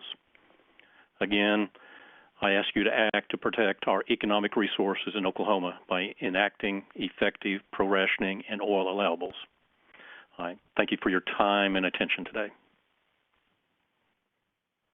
Thank you, Mr. Guest. I see no questions of commissioners. Mr. Parrish. Thank you for your comments, David. The next speaker was to be Representative Zach Taylor, who is a board member of OEPA and a representative of RKR Exploration, Inc. As Chairman Hyatt can appreciate, he has been called into a Republican caucus across the street from the commission. So he is not available at this time to speak, and I don't know if and when he will be. So I'd like to move down our list of speakers to another board member, founding member of OEPA, Mike Cantrell, and who represents Cantrell Investments and Postwood Energy. Mike, if you would unmute your phone and provide your comments, it would be appreciated. Yes, thank you, Commissioner Hyatt and Chairman Hyatt, Vice Chairman Anthony, and Commissioner Murphy and Judge Pressler for the opportunity to make our comments here today and concerning the application file. I've been in the oil and gas business since 1971. I've been through at least 6 downturns. All of these downturns were devastating to the economy of Oklahoma and to us as individual producers. But none of us alive today have witnessed the market destruction we've seen in the last month. When the COVID-19 virus hit, we already had an oversupplied market with the price of oil bouncing between $50 and $60 a barrel. The demand destruction since the worldwide spread of the virus has been estimated at between 30 and 50 million barrels a day. So with world consumption of around 100 million barrels a day before the COVID-19 virus, we're now consuming 30 to 50% less than we were before. We've seen oil price destruction as much as a negative $38 a barrel. I'm here today representing Cantrell Investments and Postwood Energy, LLC. I also am a partner in Cantrell Energy Partners, a company that my son operates. We take pride in our operations that our average lift cost is around, our lowest average lift cost is around $17 a barrel. So we like to think of ourselves as a very low-cost producer. And we take it very seriously when we have to shut wells down, and we try not to do that. But I would tell you that between all the wells that we operate and the non-operating working interest that Cantrell Investments has and Postwood Energy has, I'd say 70% of those wells are shut down now. And they're probably going to be shut down for a while. We've yet to lay anybody off. Mainly that's due to the federal government's PPP program that covers payroll until about the middle of June. I've submitted written comments, so I wouldn't take a lot of time here, so I want to be kind of brief. So I won't go through how we got to this point. I think most of us probably recognize that anyway. But the most pertinent points, I think, to this discussion is that Oklahoma has about 5% of the nation's proved crude oil reserves in 2019. We were the 4th largest oil producer among the states. We accounted for nearly 5% of the production in 2019. We also exceeded 212 million barrels a day in 2019, which is more than 3 times greater than we produced in 2005. Between 2007 and 2018, Oklahoma's proved crude oil reserves experienced a 4-fold increase. During that same time, OPEC has cut production 11 times to maintain balance in the market and to prevent demand destruction, which would have led to lower prices. So anybody should be able to see why the Saudis and the Russians are sore. They've repeatedly called for the United States to join them in cutting production and basically refused to continue to cut while losing market share to the U.S. That's basically how we got here today. Russia refused to join Saudi in the last attempt at cutting production, as they have done since 2016. They refused to join in the last cuts and stated their anger at the United States taking their market share as the reason. So Saudi doubled down and just flooded the market with oil, and that's why we've had the low prices environment that we've got today. And, President Trump has pledged that the oil industry in the United States will cut. In discussions with the Saudis and the Russians, he's pledged that we'll do our part. Well, we don't have any way to do that as producers in the United States without violating antitrust laws. We have no way to cut production in any collaborative or ongoing way. The only mechanism available for the United States to do our part in balancing the supply of crude oil is through the regulatory process at our state agencies. We all recognize, I think that you're well aware of the fact that you have tremendous power through Title 52 of the Oklahoma statute, sections 271, 272, 273, that basically require you to prevent waste, including economic waste, and gives you tremendous powers in doing that. I think in conclusion, what I would like to suggest is that you look to find creative solutions. Instead of looking at it as a yes or no, we won't or we will, the law requires you to do it. And, quite honestly, the statutes are pretty clear that you need to do it. There's nowhere in the statutes that I can find that it says we need to follow free market principles. I don't think that's in the statutes. So I'd respectfully submit if we don't like the law, we should go across the street and change it. But until then, maybe we ought to follow it. I think that you have several mechanisms at your disposal if you want to be creative. I think Mr. Levinson has found one such way of being creative, and I don't think that OEPA took a formal position on his action, but the action of LPD Energy. But I personally support what he's doing. I just don't think it goes far enough. But, it is something that you can do, and it's a creative way of solving the problem that really doesn't negatively affect anyone.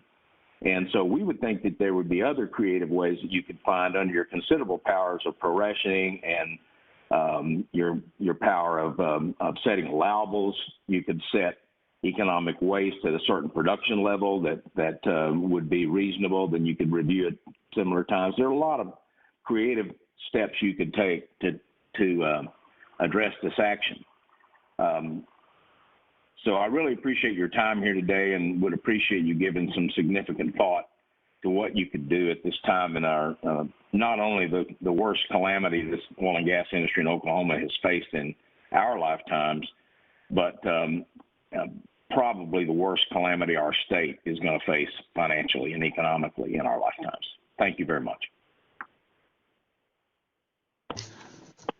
Thank you, Mr. Cantrell. I see no questions of the commissioners. Mr. Parrish. Thank you, Mike. OEPA would now like to call upon David Little. David is the president of OEPA and represents Kingery Oil. David, if you'd unmute your phone and give your comments, it would be appreciated. All right. Thank you, Richard. Thank you, commissioners. I appreciate the time that you're giving us today. As Richard said, I'm the president of OEPA, a founding board member, the president of Kingery Energy. It's third generation, we're in our third generation of this company. OEPA represents over 525 members across the state. And as you've heard, and I don't need to beat a dead horse, but you've heard a lot of comments about the struggles, and that's something that's very apparent. I think one of the things that is important in this time when you hear that all the production that's been cut, why do anything? Well, I think Mr. Cantrell alluded to it, and I really appreciated his comments, that when things do get a little better, there's going to be a lot of oil to, flood back into the market. And one of the tools that you have that Mr. Cantrell referred to are allowables or pro-rationing. And that does give Oklahoma, the country, a opportunity to control, that flood of oil back into the market so that the price doesn't plummet again. So I don't want to take a lot of time. There's been a lot of comments, and I do appreciate that. We just want to represent our members well, and we thank you for your time today. Thank you, Mr. Little. I'll ask a question. A question of Commissioner Anthony. Say, Mr. Little, we hadn't asked too many questions. I want you to know we're still here. This is Commissioner Anthony. I have the application before me that we're dealing with at this time, and at the commission, sometimes the bottom line is to turn to the relief sought. In other words, I want to ask you to see, just in your own opinion, not necessarily for the whole group. The relief sought says that that they want the commission to determine that there's waste occurring and other things, and then it goes on to what I'm going to call what to do about it, and it says by establishing allowables for production, and then it goes on to say providing for prorationing of the production. And my question is this: Texas had a proposal before it. I think there was a 20% reduction pretty much statewide. If you had to just give an example, I'm not trying to tie you to anything specific, but what type of thing is OEPA, that you're the president of, hoping for or looking for or recommending? Maybe use the 20% reduction statewide as a benchmark or something else. Okay. Yeah, I think some of the discussions we have had is somewhere there in that neighborhood. I wouldn't know the exact number that would be appropriate, but, you know, our state, I think I've heard, and was producing over 500,000 barrels at the end of 2019. If you cut that by 80%, you'd be, you know, cut that by 20%, you'd be in the, 425,000 barrels a day. Could be helpful. I mean, I really think it's hard to determine exactly what the right number is because I bet we agree on that.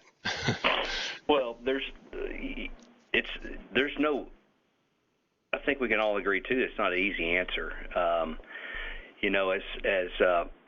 Mr. Cantrell said in his statement that, OPEC, they can all get together and kind of talk about, this is kind of a number we'd like to produce to control supply and demand, and we can't do that in our country.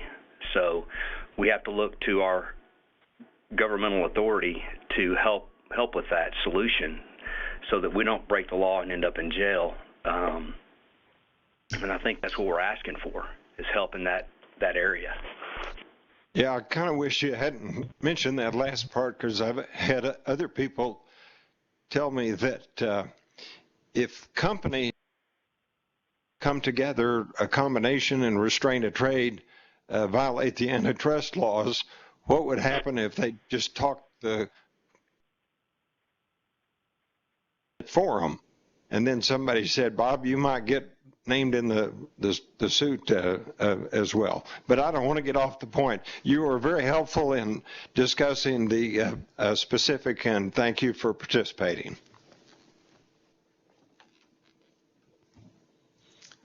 Thank you, Mr. Little. Mr. Parrish. Thank you, Chairman. It now falls to me to tie all this together, I guess.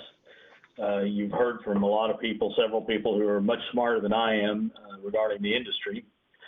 But I would like to note there are a few things we can all agree upon, and I don't think there's any question that have happened. There's been a precipitous drop in the worldwide demand for oil, resulting from, of course, the coronavirus and the market manipulation by the Russian Federation and the Kingdom of Saudi Arabia. The Commission has already taken judicial notice of these items and noted that there's an oversupply as a result of this, and that there's been a collapse in the crude oil prices, and further that the storage capacity for crude oil is limited, which is going to further exacerbate the situation. The Commission did that in the order entered in the LPD case, order number 710844, paragraph 5. current conditions in the market results in waste. I don't think there's any question about that. It adversely affects royalty owners, working interest owners, operators, service companies, cities, towns, state, all of the above. The Oklahoma governor, Governor Stitt, has also recognized the lack of available crude oil storage and that the destruction of the demand for crude oil has been destroyed. And there's a gross oversupply of crude oil, which results in the depression of the price of crude oil. He noted these things in his letter to President Donald J. Trump, dated April 24th of this year.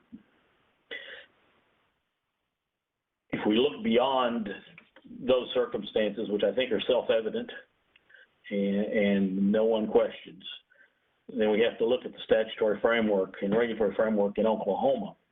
Since 1915, the production of crude oil or petroleum in the state of Oklahoma under such conditions, in such manner as to constitute waste, has been prohibited. That is found in Section 271 of Title 52. This was first enacted in 1915, as I noted, and that was an effort on the behalf of the legislature to provide protections, preservation, and conservation of the crude oil resources of Oklahoma and not allow them to be sold in a manner that constitutes waste or produced in a manner that constitutes waste. That's been supplemented numerous times by amending legislation or new legislation. And the legislature has charged the duty with enforcing these things upon the Corporation Commission.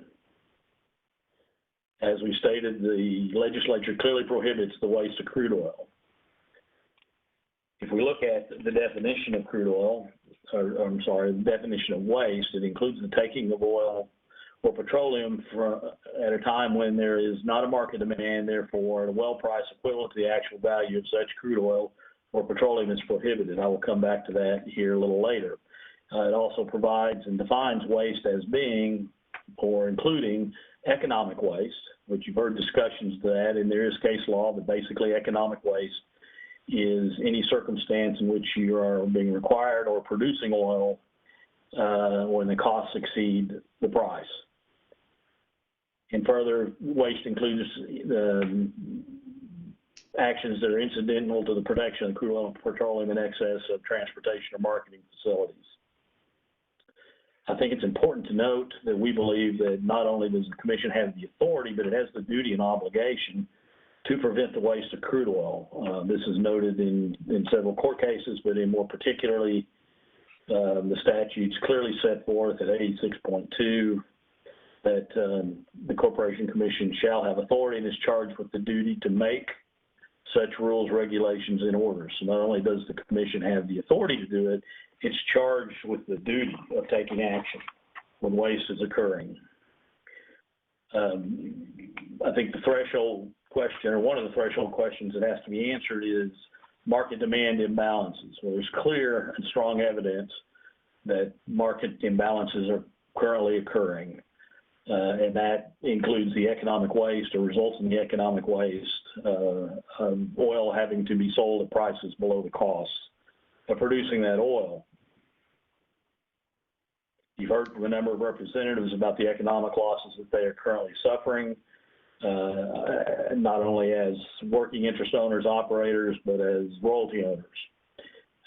Mr. Bartlett further addressed the impacts of the current crude oil market crisis on the state, its loss of revenues, its loss of royalties to the Commissioners of the Land Office, and other leases that they manage for Oklahoma State University, Wildlife Department, and others. One of the corollary questions I think we need to answer, or at least address, is when crude oil is being taken below its actual value. In 272, which there appear to be no court cases interpreting, provides that the actual value of such crude oil or petroleum at any time shall be the average, as near as may be ascertained in the United States at retail, of the byproducts of such crude oil or petroleum when refined, less the cost and reasonable profit in the business of transporting, refining, and marketing same. And this sale in this manner is prohibited again by Section 272. There are ways of getting at this number. One can look to information provided by the U.S. Energy Information Administration in a document entitled Gasoline and Diesel Fuel Updates. And if you look at that, you will see that in 2019, the average cost of distribution and marketing for a gallon of gasoline at an average retail price of $2.60 was 15% of that price. The cost of refining the cost of refining and profits from refining on average were 13%. Nationwide, federal and state taxes were 18%. This translates into 33.8 cents in refining costs and profits, 39 cents in distribution and marketing costs for each gallon of gasoline. Energy Information Administration's average tax number shows taxes of 46.8 cents per gallon of gasoline. Now in Oklahoma, the federal and state taxes and fees total 38.4 cents, so we have a lower tax rate than many other states and the average across the country.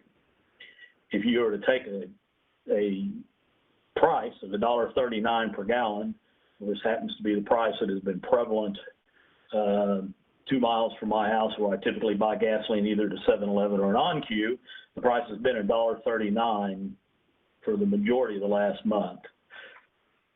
Taking that price and deducting the proportionate share of costs related to the refining, the marketing, and taxes, using the Oklahoma taxes instead of the federal average, only leaves 27.8 cents to go to buy crude oil for each gallon of gasoline. If you use the federal, that's 20% of the price, which is much lower than typical. The EIA shows that typically the percentage of cost of crude oil is around 50% of the retail price of gasoline. If you use the federal tax and state number of 46.8, then the amount of the purchase of available for purchase of crude oil is $19.4 cents, or 14% of the retail price of such gasoline.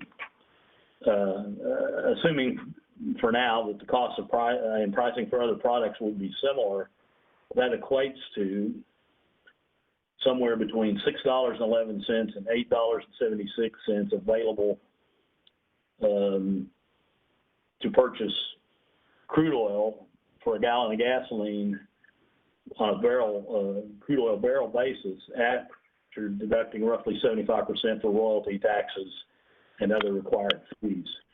We had expected the prices and costs of diesel would be similar in nature, but the calculations can be made. There's information available to do that.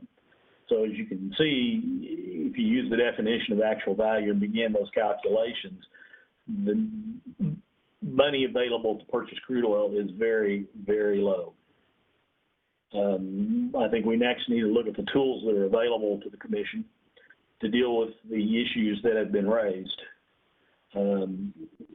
These tools include, as is noted in our application, allowables for rationing, or as we indicated, other appropriate relief. I think it's important to consider the other appropriate relief. If we look at the things that can be done, there is a significant number of things, as Mr. Cantrell explained, that the Commission could consider. But just by way of explanation, if we do look at the allowables, the Commission already has in place a very robust set of rules related to market demand and allowables. There is a part of Subchapter 1 of the oil and gas rules that deals with market demand. Subchapter 13 of these rules pertains to the determination of allowables of oil and gas wells. And Subchapter 15 relates to oil well production and allowables. Such rules are quite comprehensive in how they regulate allowables. These rules provide for the classification of pools into various categories. Pools is the same as a common source of supply. And the Commission has basically placed the pools and the common source of supplies into various categories and classifications. So they do not do this on a statewide basis per se, or a basis in which pools are all treated the same, or at least they have the ability to do that. And the Commission has named all the pools in the state of Oklahoma, so they have information regarding those pools in their records. Economic waste has long been recognized as the basis for pro-rationing production in Oklahoma. That question went to the U.S. Supreme Court in 1932, which upheld the constitutionality of Oklahoma's authority by and through the Commission to address economic waste using pro-rationing. The United States has also recognized the importance of the impacts on the state's economy when determining the structure and intent of pro-rationing. So economic considerations generally are clearly within the purview of the Commission evaluating how to alleviate economic waste and whether to consider doing that through allowables. There has been some suggestion around that the Commission lacks the authority to establish statewide allowables. There are cases out there that address this issue to some extent. However, since the Commission's current allowables situation is not set up for that, that does it on a category and classification basis, I think there are ways to address the issues raised in those cases if the Commission were to choose to go down that road. An additional item that's been brought up repeatedly is that a number of people think that the free market should be allowed to control crude oil prices. I would note at the outset that these same people are more than willing to take advantage of the oil and gas conservation laws in Oklahoma, which are a modification of the free market system. Nowhere in the statutes does it say crude oil prices and markets and production is to be driven by the free market. I don't want to discount the free market, but it is not the determinative factor in this case. In fact, in the oil and gas industry, the crude oil markets and other related markets, it's a pipe dream to think that there is free market. And the prices have been manipulated or set or established for years by various forces, whether it was state regulation, whether it is foreign countries in their actions to dump oil, and the like. So the free market is not a legitimate argument against the Commission attempting to take some action. Again, we believe that it's self-evident that the crude oil markets are in crisis. I think we need to look at how the Commission should proceed from the perspective of the OEPA, and it is our recommendation that the Commission enter an order that at this point declares that waste is occurring, just flat declares that it's occurring. Beyond that, we think that the order should at this time just direct operators to not commit waste. That basically that they follow the statutes that are in place. We've attached a proposed order to a memorandum of the case that we filed in this cause. If you haven't seen it yet, it is available to you. That basically addresses these issues. That order was prepared not only by OEPA, but the other applicants in this case, other oil companies have reviewed it, and a number have agreed to that, including, I believe, Kaiser Francis Oil Company, as they indicated before. I think we need to be careful that we don't allow the markets to continue on in such a case that the oil in Oklahoma is sold at a loss, and that it ultimately gets stored so that in the event that the demand comes back, that the profits from the value of that oil get shifted off to others, that others that have more capabilities are in a position to do profit taking.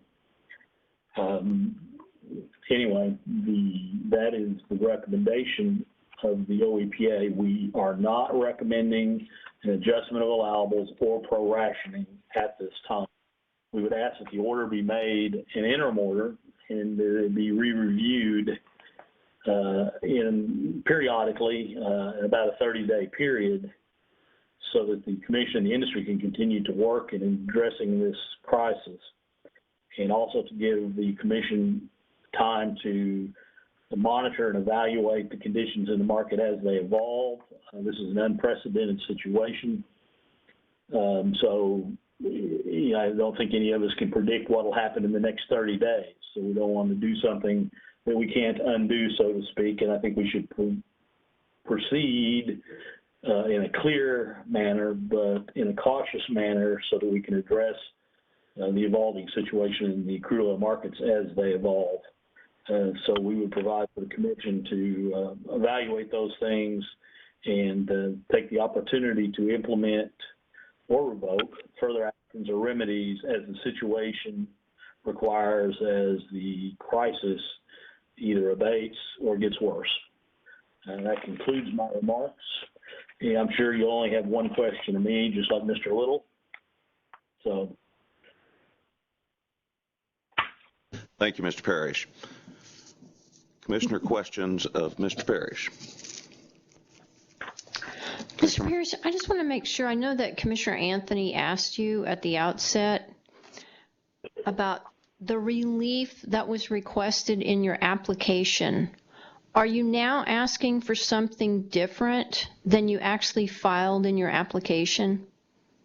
No, we set forth a series of reliefs that the commission could consider, the most obvious of which is the mechanisms they currently have in place, which is pro-rationing or setting of allowables, because they have extensive rules on that. But we were careful not to only ask for that. And as was noted, I can't remember who read the comments, maybe it was Mr. Little that made the comment, that we are willing to accept and think the commission should consider what might be other appropriate relief. And we think at this point, the other appropriate relief to be considered is, one, a very important thing to happen, which is the declaration that waste is occurring, that there's waste in the economy at these prices, or the markets in Oklahoma, in the industry in Oklahoma, in the fields in Oklahoma.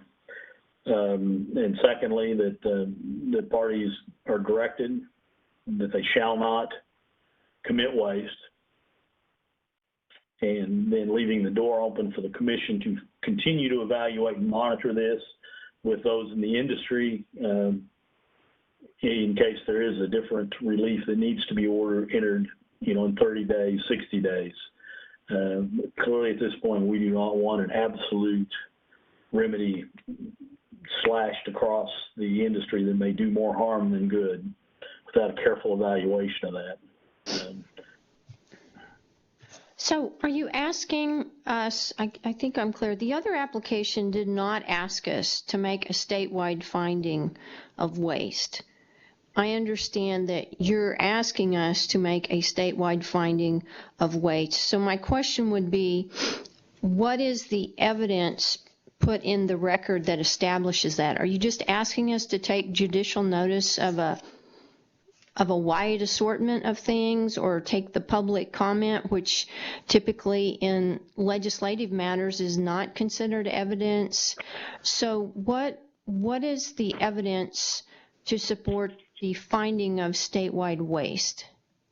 Well, I think the testimony provided, as in many legislative type proceedings, is considered a determinative of what needs to be done. Being a non-adjudicatory proceeding, we felt it was unnecessary to put testimonial type testimony in the record. Now, we believe that the record is clear. The commission already took judicial notice of many of the factors that are resulting in this waste in the LPD application or order, and the governor has also weighed in and basically recognized the factors that are leading to this waste, the statements of the various proponents of the OEPA in its position in its application has stated clearly that circumstances in which they have waste occurring, I don't think it's necessary that there be actual testimony of that in a legislative type proceeding.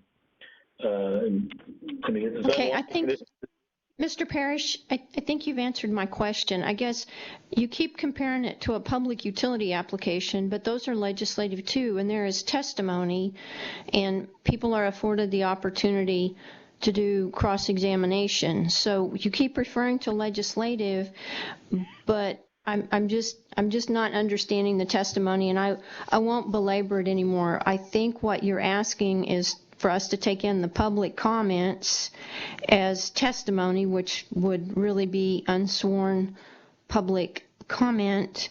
And it seems to be that you're incorporating by reference some of the other case into your case. I'm just trying to make sure that it's clear on what you're asking us to base this on. Well, the other case, I think the commission, it's similar in nature, can incorporate the testimony from that case into this case, incorporate the order in that case into this case.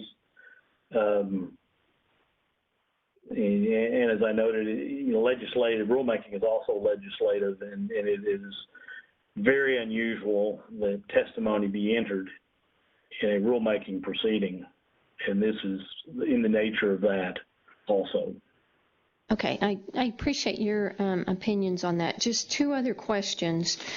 Under Title 52, Sections 272, it talks about oil-bearing sand or sands, and it relates it to dealing with market demand, and it goes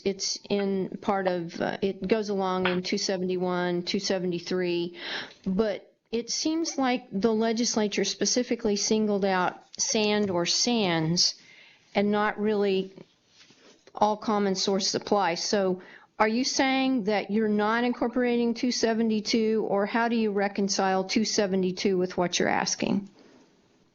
The portion that talks about any oil-bearing sand or sands in the state of Oklahoma, we think a historical review reveals that everybody believed and that sands were basically the zones producing at that time. Over time that has further developed into limestone shales and others.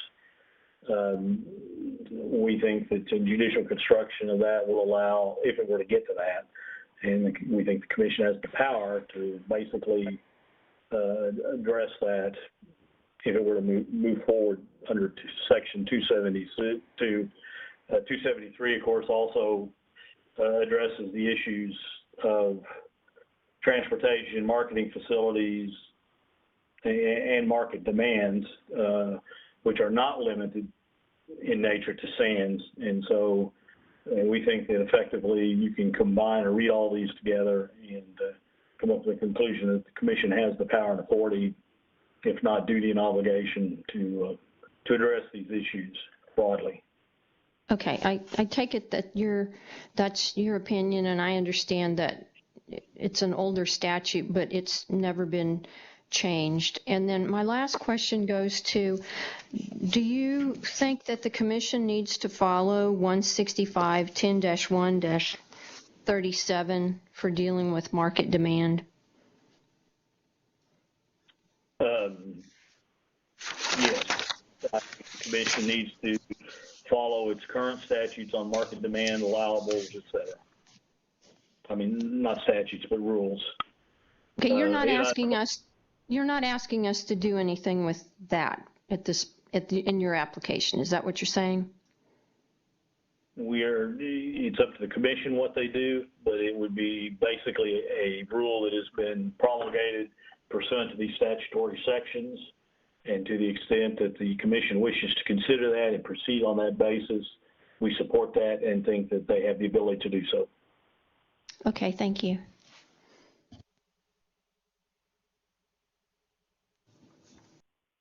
I see no further questions. I think at this time we will need to, I think we'll take a break if there are no objections here in just a moment.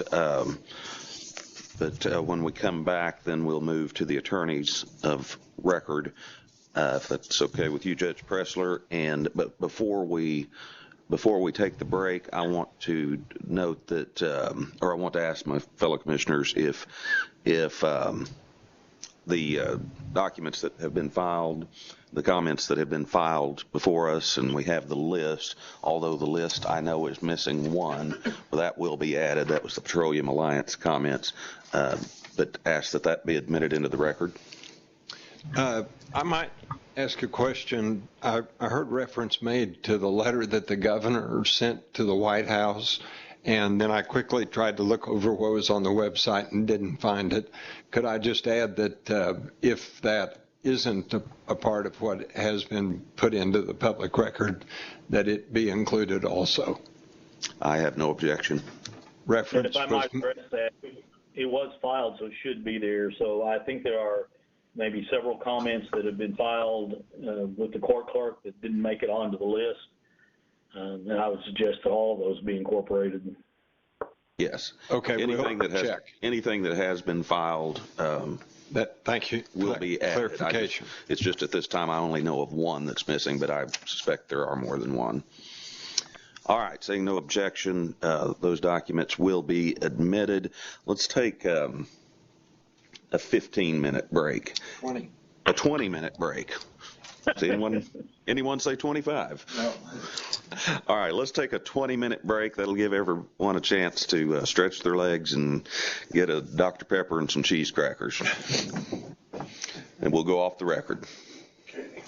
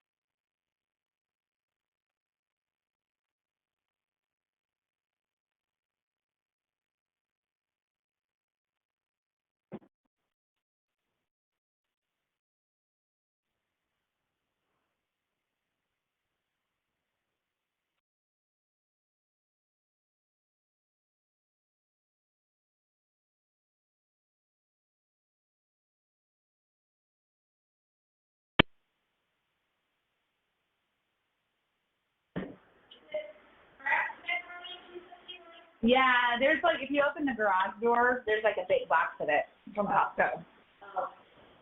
I know that's insane, but just like that one. Somebody is not on mute.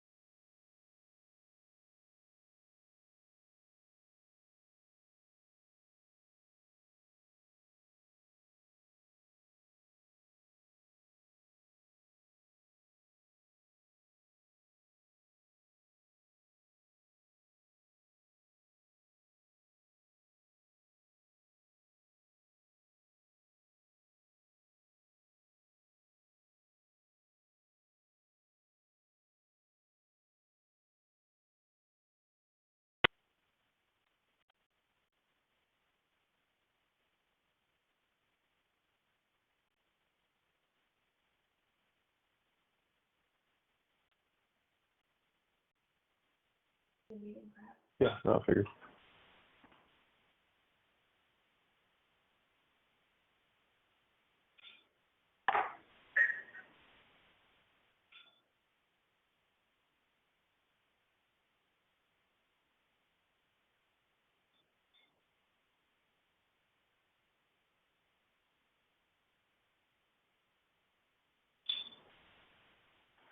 All participants are now muted.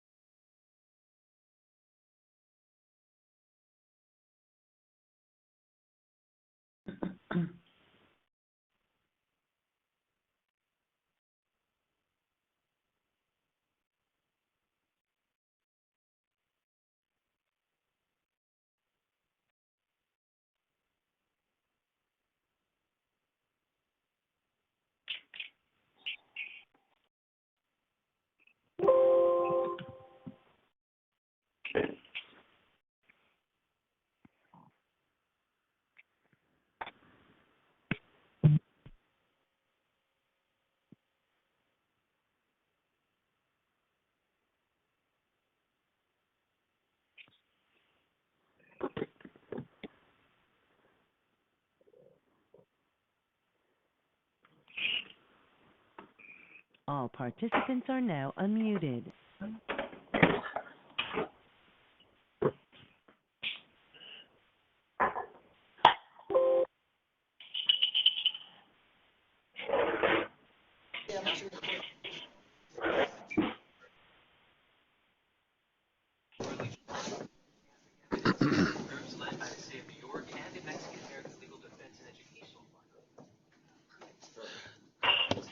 All right, we'll call the meeting back to order and ask that the commissioners announce their presence. Commissioner Hyatt is present.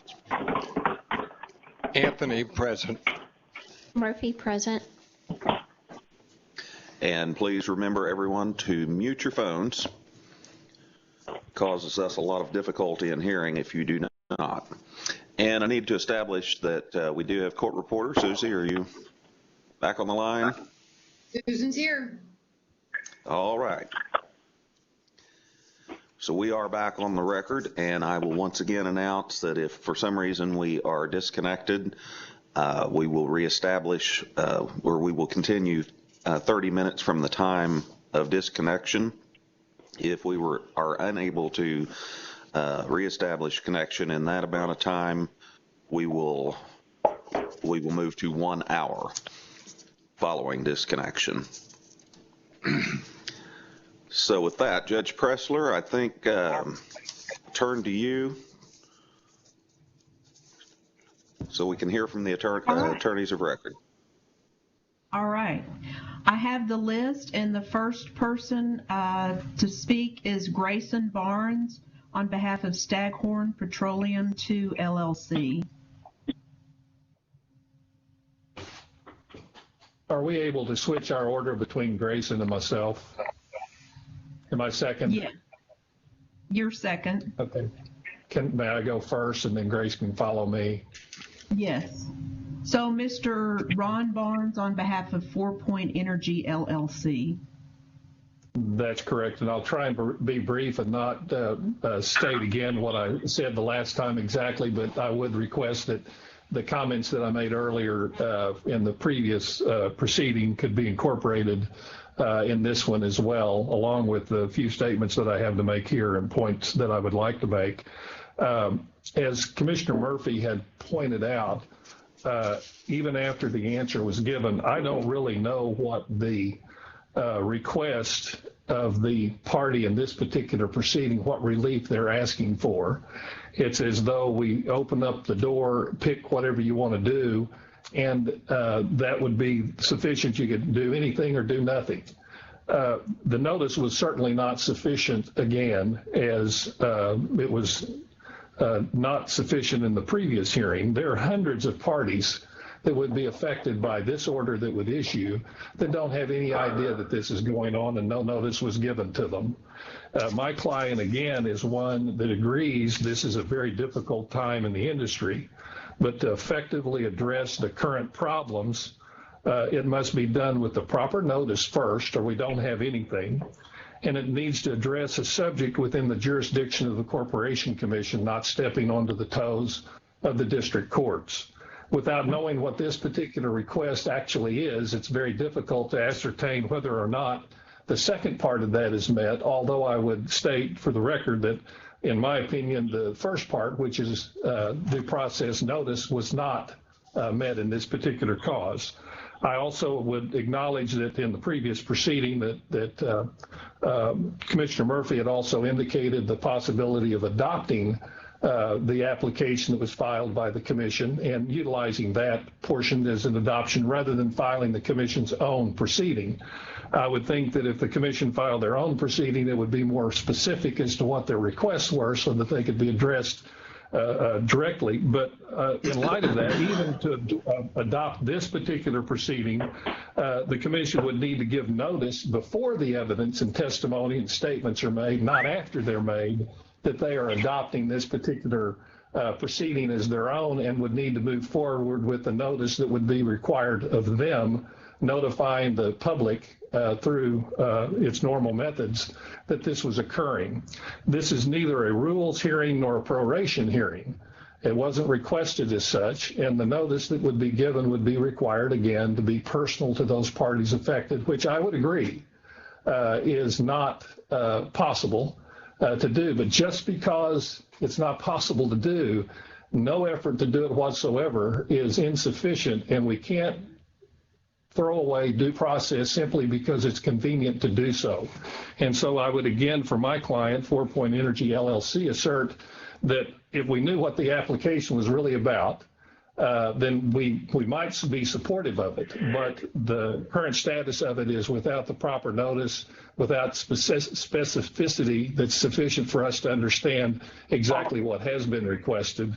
And for those reasons, we believe that for the commission to move forward, the application of their own should be filed in the form of a rules hearing or proration hearing or something of that nature, not based on a group of people filing something on their own behalf. And that's all I have. Thank you very much. Thank you. Mr. Grayson Barnes for Staghorn Petroleum 2 LLC. Yes, ma'am. Thank you. And again, I would request the comments that were made in the previous hearing be incorporated by reference here. The two forms of relief I think that were stated, at least today during the hearing, was one that a determination of waste occurring statewide based on evidence that was incorporated from an emergency hearing that happened a couple weeks ago. I don't believe the testimony at that time was sufficient or even established that there was statewide waste occurring. That particular engineer testified that his wells weren't capable of producing in paying quantities at this time, but he wasn't speaking on behalf of all operators and all wells within the state. So to the extent that this is an adjudicatory hearing and that was the testimony, it's insufficient, and I would assert this is an adjudicatory hearing. That's why you're hearing the case right now as an administrative law judge. If this is a rulemaking hearing, we're not following the rulemaking process with which that were to occur. And I understand from time to time there are emergency rulemaking hearings. This is not one of them, and the commission does have substantial rules as to allowables, proration, and so forth, which are not being addressed right now. They need to be followed, not changed, with an adjudicatory hearing. And so for those reasons, obviously the notice being the first, I have issue with the two forms of relief that have clearly been requested. The third, I don't know if there is one or not, but certainly parties that are privy to the application, if they happen to learn about it, certainly need to know what kind of relief is being requested. And of the two that have been identified, I don't think that they've been satisfied. All right, thank you, Mr. Barnes. I did want to clarify that the commission at the outset of this hearing voted to hear this matter en banc, and I am assisting them in conducting that proceeding. Correct. All right. Susan Conrad, if you're on the line, if you have comment for the commission. If not, we will go to Mr. Michael Stack for Kaiser Francis Oil Company. Can you hear me? Yes, sir. Go ahead. Please. Again, I'd like to incorporate by reference, of course, the statements made in the previous case. It is important, though, that it is acknowledged that Kaiser Francis does not adopt now all the comments or statements made by the OEPA in this hearing. We are adopting their interim order that they recommended. That interim order, again, does not request the commission to demand operators to shut in a well or to restrict or curtail any type of production. I looked at both applications, and that's why Kaiser Francis did submit a prior interim order, which we felt was proper for both cases. And when I looked at the applications for relief sought, both of them talked about determining waste. And that's what these interim orders are referencing. Now, I do note that the OEPA application does go farther, requesting to modify amend setting allowables. And I don't want to speak for Mr. Parrish, but it sounds like under their interim order that we are recommending that they have agreed, at least for this first interim order, to withdraw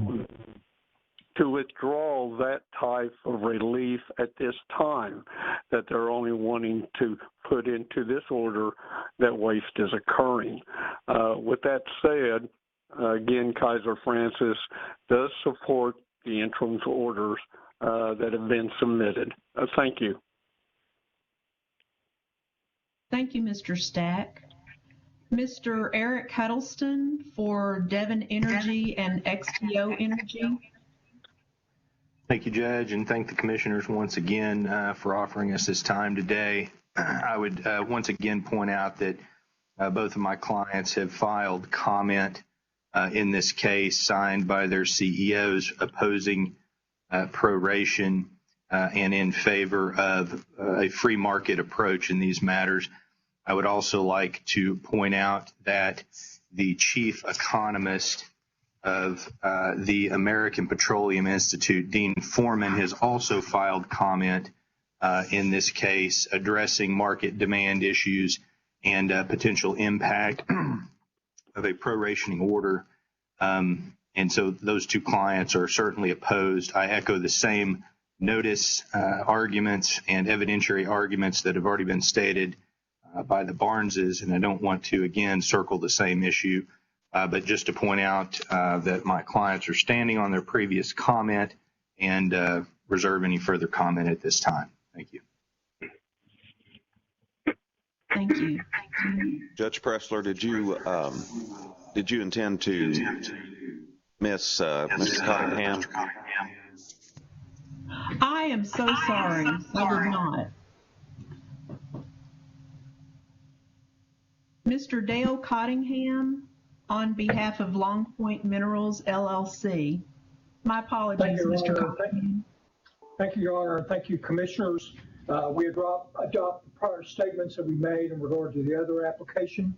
Additionally, we adopt the statements by Ron Barnes on behalf of 4 Point. I would just add that in my judgment, there's not, and I think this dovetails in with what Commissioner Murphy was asking her questions about, at least at one point during this proceeding, is whether or not we have an evidentiary basis to make a statewide finding of waste. But with that, I'll close my remarks. Thank you. Mr.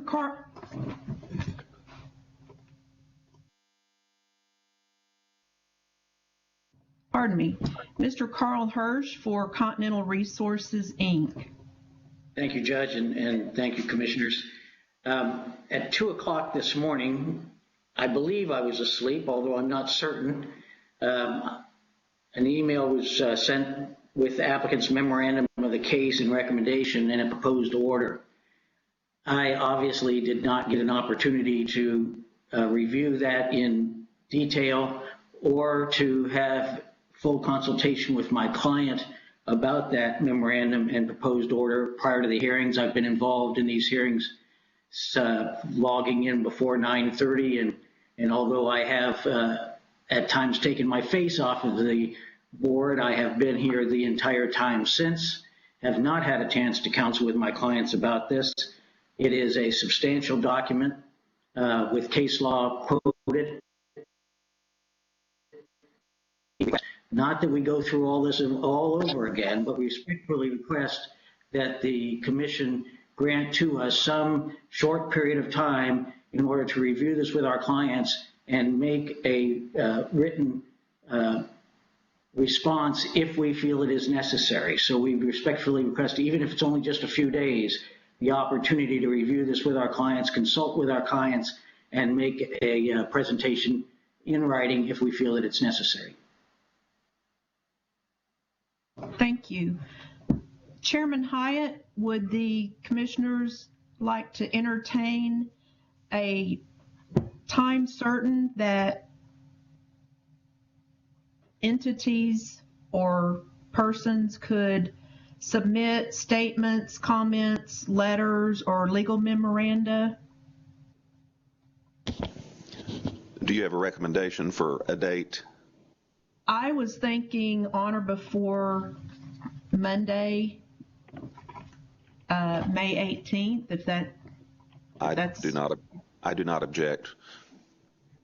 I think I know all three commissioners are in agreement. All right. So for those on the line, you will have until, or anyone else who's not on the line, until Monday, the close of business Monday, May 18th, 2020, to submit statements, comments, letters, or legal memoranda for the commission to consider. And as the other statements that the commission, Chairman Hyatt said that the commission would take judicial notice of and incorporate them by reference, we will do the same with the statements and comments and letters that are submitted. Thank you, commissioners, and thank you, Judge.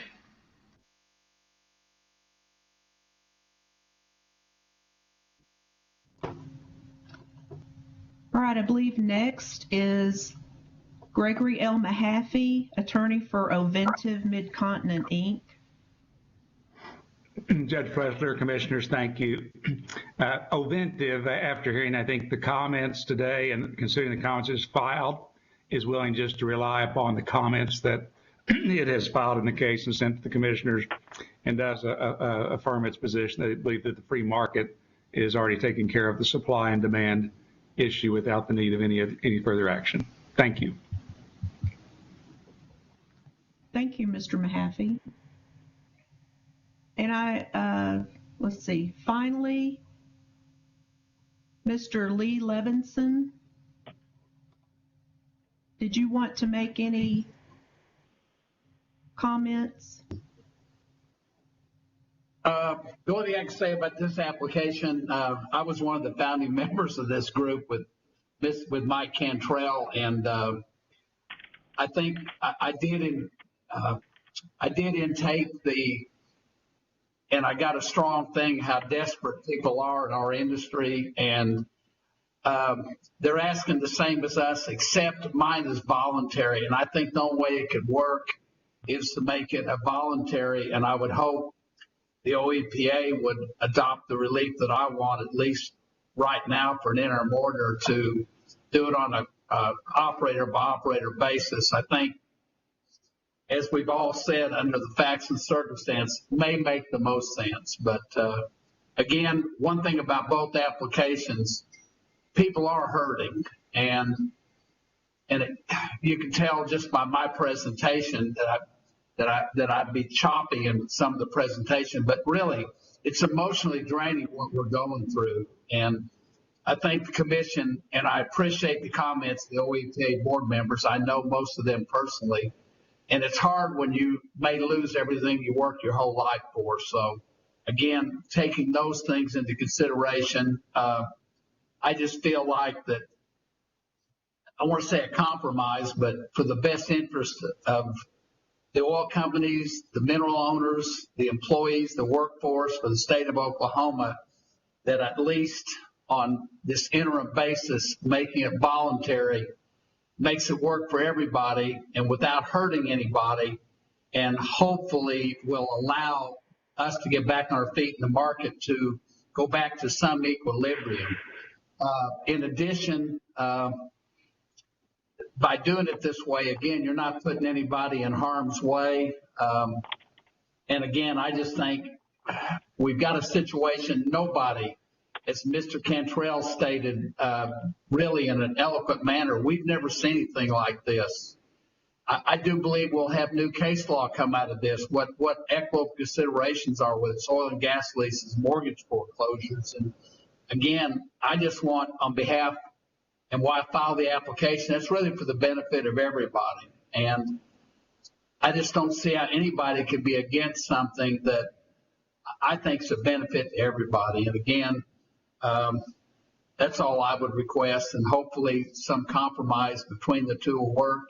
We can get an interim order, and God willing, I hope maybe in 90 days I come back and the price comes up and everything's great, and I'll be the first one to say hallelujah. So I appreciate your time, by the way. The commission, Judge Pressler, the commissioners taking all this time.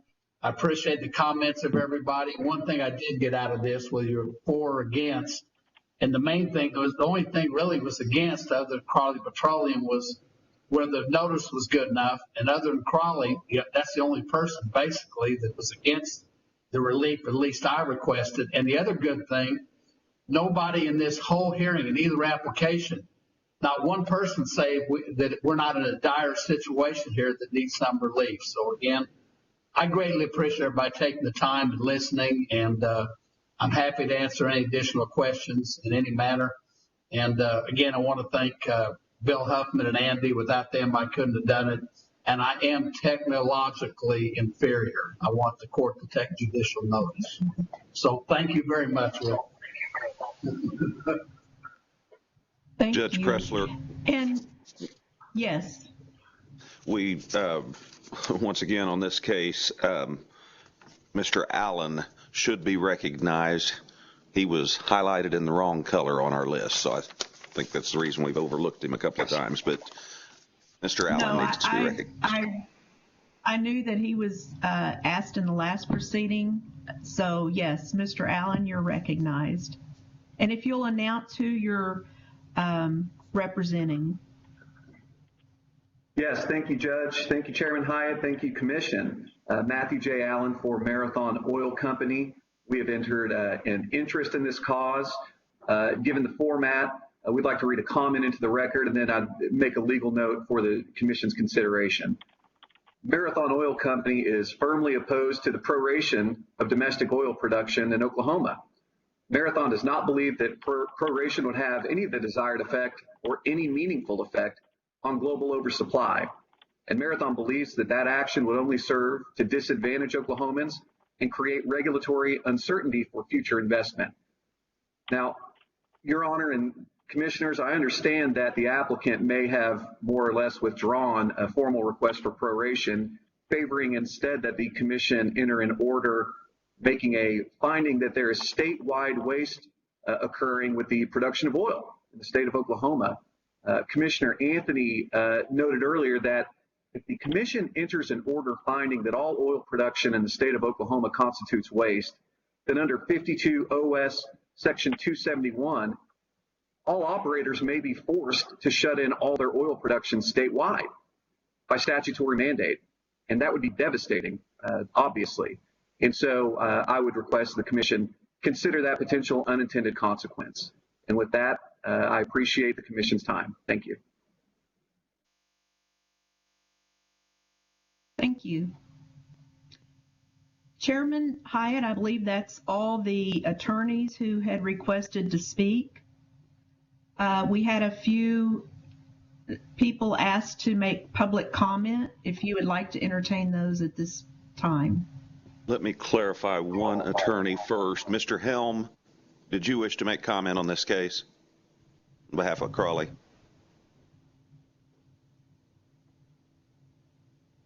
Okay. I think that answers my question, so you may proceed, Judge. Yes. Next person asking to make public comment is Brooke Simmons with the Petroleum Alliance of Oklahoma. Thank you, Judge.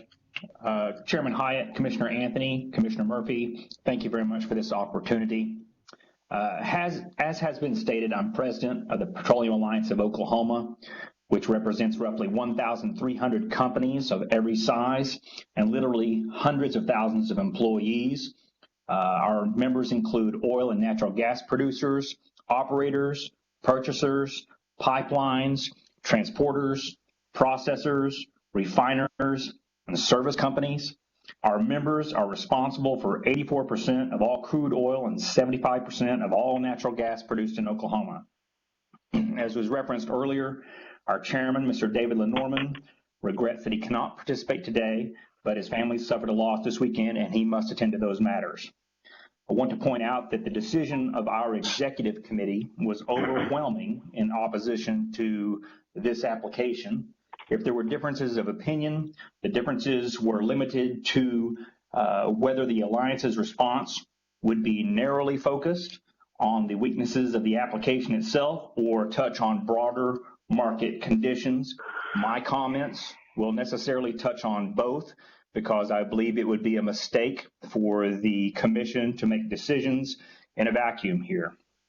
The scope of the application exceeds the mission of the commission as well as its capabilities. It makes the unprecedented request that the commission retroactively prohibit new wells and permits based upon their subsequent actual result.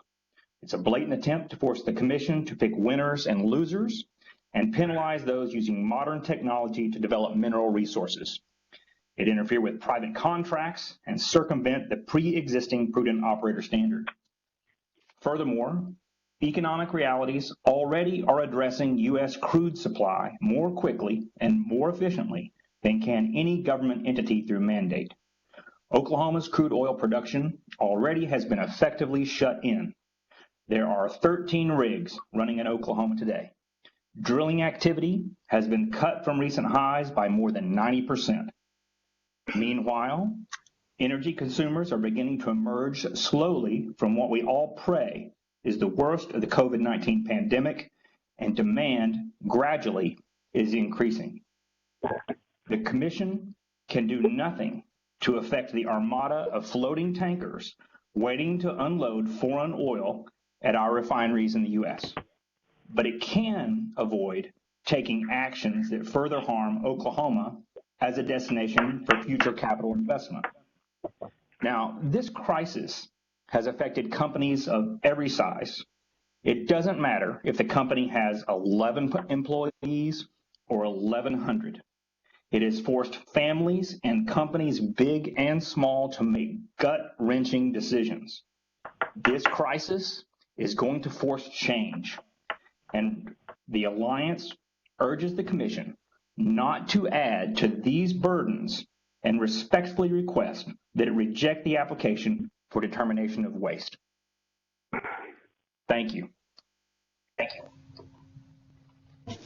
And with that, Chairman Hyatt, I believe there is not anyone else that wishes to speak. There are a couple of people, such as Mr. Stowers and Mr. Isaac Stroop, that are available if the commissioners have questions. I've got a question that's a follow-up on Mr. Simmons. He mentioned the word retroactive.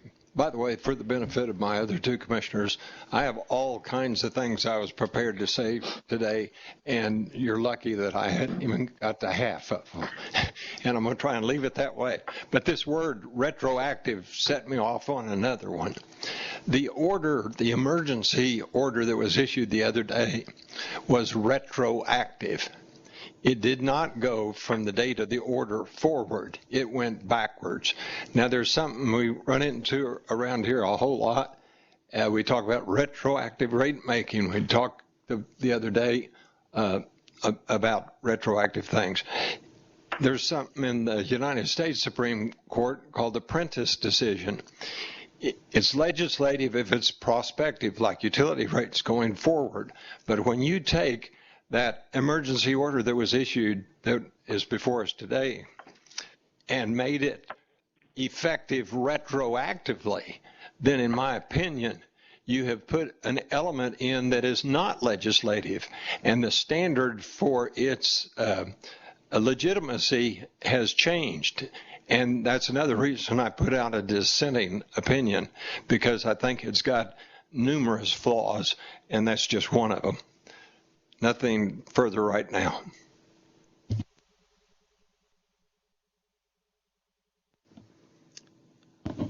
Judge, you mentioned Mr. Stowers is available for questions if commissioners have questions of Mr. Stowers. Also, Tyler Beatty, but I believe that is an extension of Mr. Stack. If Mr. Beatty is on the line and would like to speak, you are recognized to do so. All right. I see no questions of Mr. Stowers, Judge.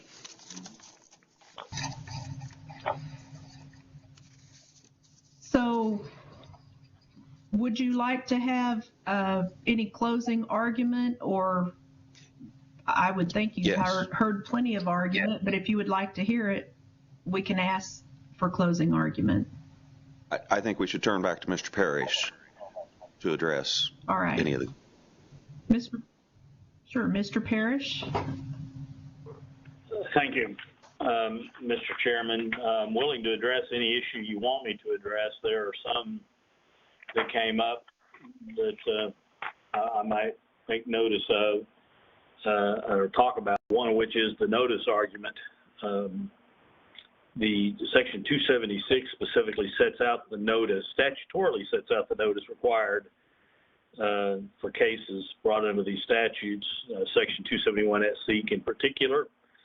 And it basically is publication unless we are targeting a specific company or individual, which we are not doing.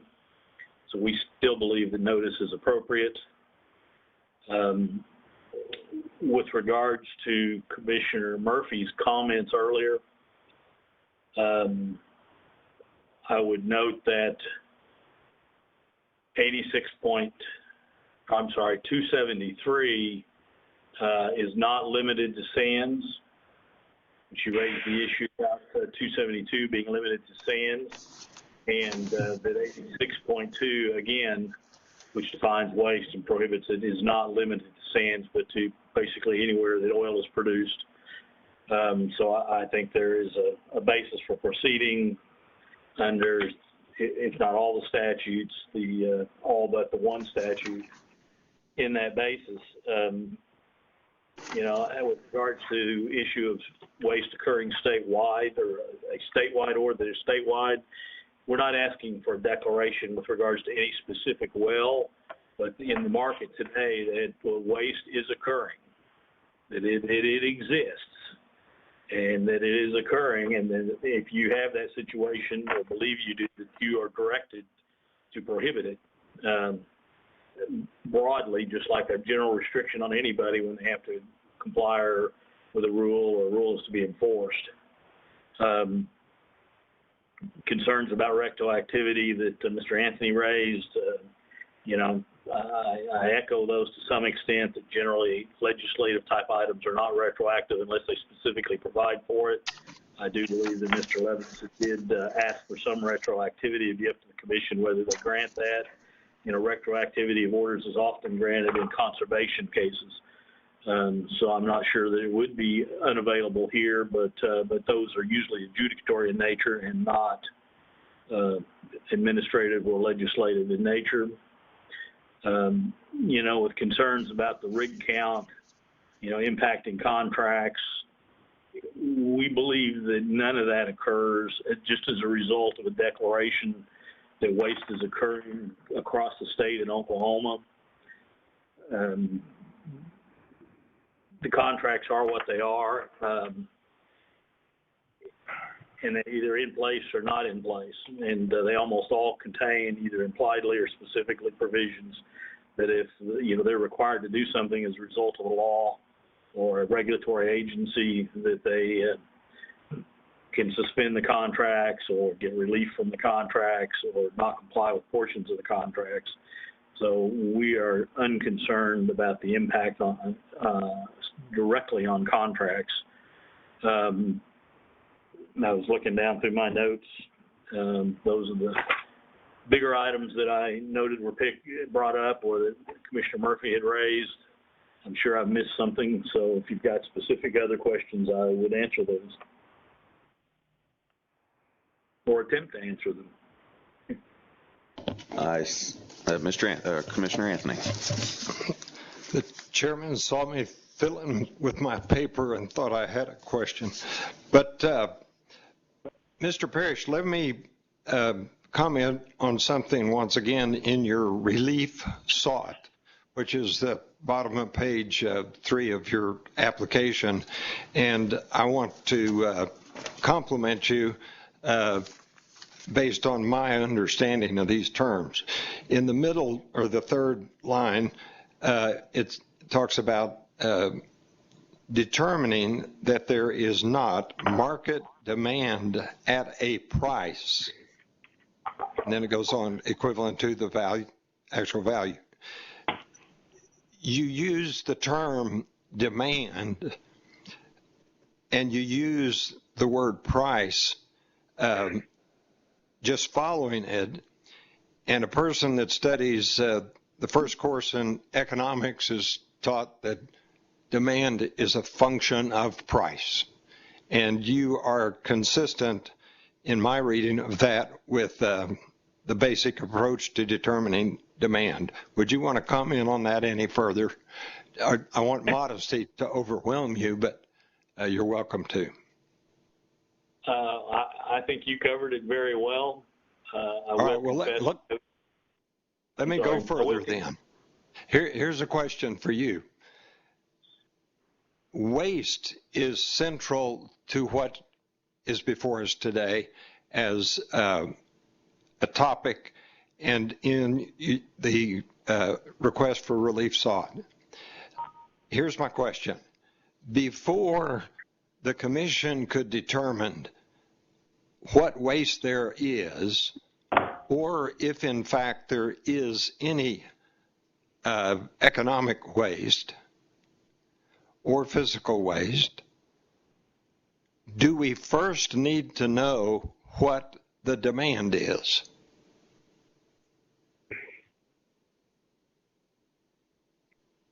I think the answer is yes. Is yes. I mean, that is an important factor to know, and there are documents that have been filed in the record that address, not as of today, but recent past, as it's so volatile, as to what demand is. Well, currently, here's what EIA documents and others. Here's what I'm trying to get to. We're being asked to determine, as the statute mentions, whether or not there is waste. And to do so, you need to compare, I'm reluctant to use the word supply, but I'll use the word production. What is the production relative to the demand? Like, those are those two things. Is one higher than the other one or lower than the other one? And if indeed the production far exceeds the demand, we're saying that's waste. And that's pretty much what the statute says. So here's what I'm trying to lead up to.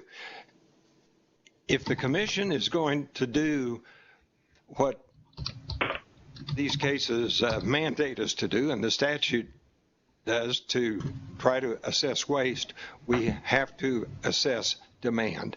And let me just tell you, folks, the assessment of demand is not simple. It could involve not only a function of price, it could use all kinds of econometric analysis. And you might say, oh, well, we didn't want to get into that. But we do that around here when it comes to utility rate cases, when you want to determine what the return on equity for a publicly traded public utility should be. And I'm just telling you that a legitimate determination of demand requires some rather sophisticated things. That's as far as I'll go at this point. But I appreciate the fact that I think your relief sought does acknowledge demand isn't just one thing. It's not a fixed thing. It's something that does vary with price, and it does vary with economic conditions and market forces. Thank you very much. Well, with that, Commissioner, Vice Chairman, I would say, very well said, and would note that the relief we're currently asking, we want it to be reviewed routinely so that as demand evolves, as does supply and the other things, we can continue to evaluate those things. There's lots of research materials that address that. We're not going to be addressing it on a company by company basis in this order requested relief, but on more of a broad industry basis for the state of Oklahoma. All right. Thank you, Mr. Parrish. Chairman Hyatt? Yes, Chairman Judge Hyatt? Kressler. I'm sorry to interrupt, but I just received an email that Dr. Dean Thorpe Foreman is on the line. Apparently, he had requested last Friday to be heard in these proceedings, and I do not believe his email was forwarded to the proper parties. I believe he notified the general counsel's office. All right. And Well, it's at your seeing no objections, I'm certainly amenable to allow comment. I'm sorry, if you'll restate the name and set up that comment. Dr. Dean Foreman. Now, I don't know if the moderator has his contact information. Okay. Can you hear me? We have unmuted him. Yes, we can hear you, sir. Chairman Hyatt, thank you very much. Sorry for the misunderstanding on that, but I'll keep this to just a few minutes, and I want to thank you for the opportunity to testify on behalf of the American Petroleum Institute and its 620 members across the value chain. Just to summarize the key points from the written testimony and contribute. Excuse me, Dr. Foreman? Yeah. Dr. Foreman. Dr. Foreman. Yeah. If you will speak slowly so the court reporter can take down your what you're saying, because we have a court reporter, and you'll speak very loudly. And tell him to start over because I lost all that. Okay. If you'll start over for the court reporter and speak very loudly. Okay. Hang on. Let me disconnect one thing. Okay, I hope this gives you a little bit better audio. So thank you for the opportunity. Thank you for the opportunity to testify on behalf of the American Petroleum Institute and its 620 members across the value chain. I'd like to summarize the key points from my written testimony within just a couple of minutes here and contribute some recent weekly oil market data from the U.S. Energy Information Administration and API. As you may know, API, we survey upwards of 90% of the industry each week, and here is what we see now. There is no sugarcoating that the recent data are pervasively weak, yet let's start with supply. The first point is that oil production has already fallen nationwide and is projected to continue to fall. For the week ending May 1st, EIA found that U.S. crude oil production was 11.9 million barrels per day. That's down by 1.1 million barrels per day just since the end of March. EIA further projects domestic crude oil production could drop by another 900,000 barrels per day by the end of June. That would be a 2 million barrel per day decrease within a couple of months and supported by the record drop in drilling that has been previously mentioned. Now, while the applicants are seeking an open-ended proration order, the market has already responded in these historically large ways. The second key point is that U.S. petroleum demand, and I take the points that have just been mentioned about the complexity in measuring demand, but as a primary data source, this is one of the things that we do. Demand has risen since the filing of the application. You'll appreciate that the imbalance between oil demand and oil supply that's causing these low prices right now is largely a demand-driven problem more than a supply-driven problem. Yet almost all of the policy solutions, including the hearing today, are targeting supply. EIA found U.S. petroleum demand as of May 1st had increased by 1.3 million barrels per day over just the past 2 weeks. At the same time, refinery throughput also rose and increase the uptake of crude oil. And now some 31 states are gradually reopening. We're obviously looking at a small sample size of data, just a couple of weeks here, to identify a turning point, but we're hopeful that the worst may be past us now, as April was widely expected to be the worst point. Also, EIA projects that the global oil supply demand balance will be largely re-equilibrated over the third quarter of this year. And the Bloomberg consensus expectations are for economic recovery by 2021, with more than $8 trillion of stimulus so far being pumped into the global economy. All of this should be positive for oil demand. The third key point is that the threshold the Commission would apply to determine that market supply exceeds demand should fail given the current data. Oklahoma has long been a net exporter of oil and natural gas, so beyond very local conditions, if you look at the U.S. national supply-demand balance, on this basis, EIA data indicate that the U.S. produced 11.9 million barrels per day of crude oil for the week ended May 1st, while refinery throughput of crude distillation units, just the simple refining, not including cracking and coking, that increased to 13.4 million barrels per day for the week. So that the demand for the crude oil domestically is there, and Oklahoma is competing well for it. Oklahoma is among the most economically competitive sources of domestic supply, and by the Commission's own criteria, these data would not support an affirmative finding of economic waste. The final point is that no other state has implemented proration measures in response to COVID-19, and where they have been implemented in the past, they've failed. Texas rejected a similar proposal last week. The closest analog is Alberta, Canada, which has also filed a letter in this proceeding. Alberta thought it was implementing temporary measures at the end of 2018, but a year and a half later has increased its production curtailments and seen its oil trade at relatively lower prices than before the curtailments began. To summarize overall, recent challenges have certainly been difficult for the industry, but supply and demand are responding on a market basis, and we need Oklahoma, its most efficient wells, fields, and operators poised to ramp back up in an economic rebound. And we see sources of resilience and remain confident that demand will rebound as the effects of COVID-19 diminish. Please resist the temptation to intervene in the market and send to OPEC Plus the message that Oklahoma's oil production can and will endure. I welcome your questions. Thank you.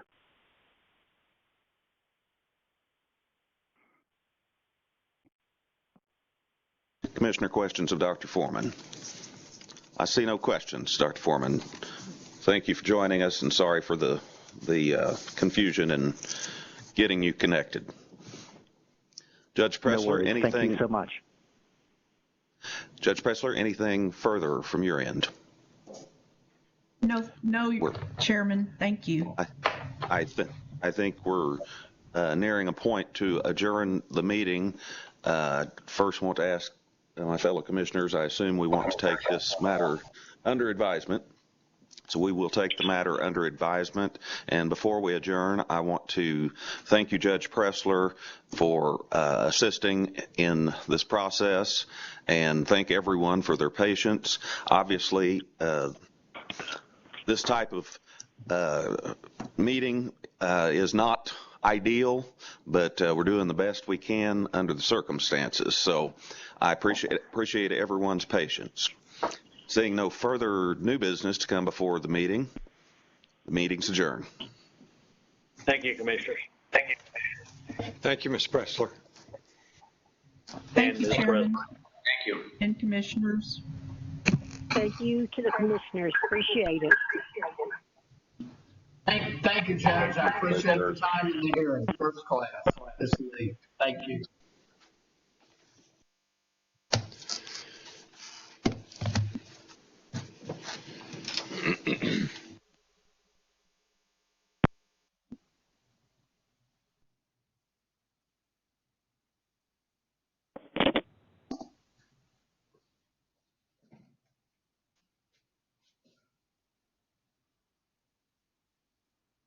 Looking to go again? Oh. You want to go lie down, Sophie? You want to lie down?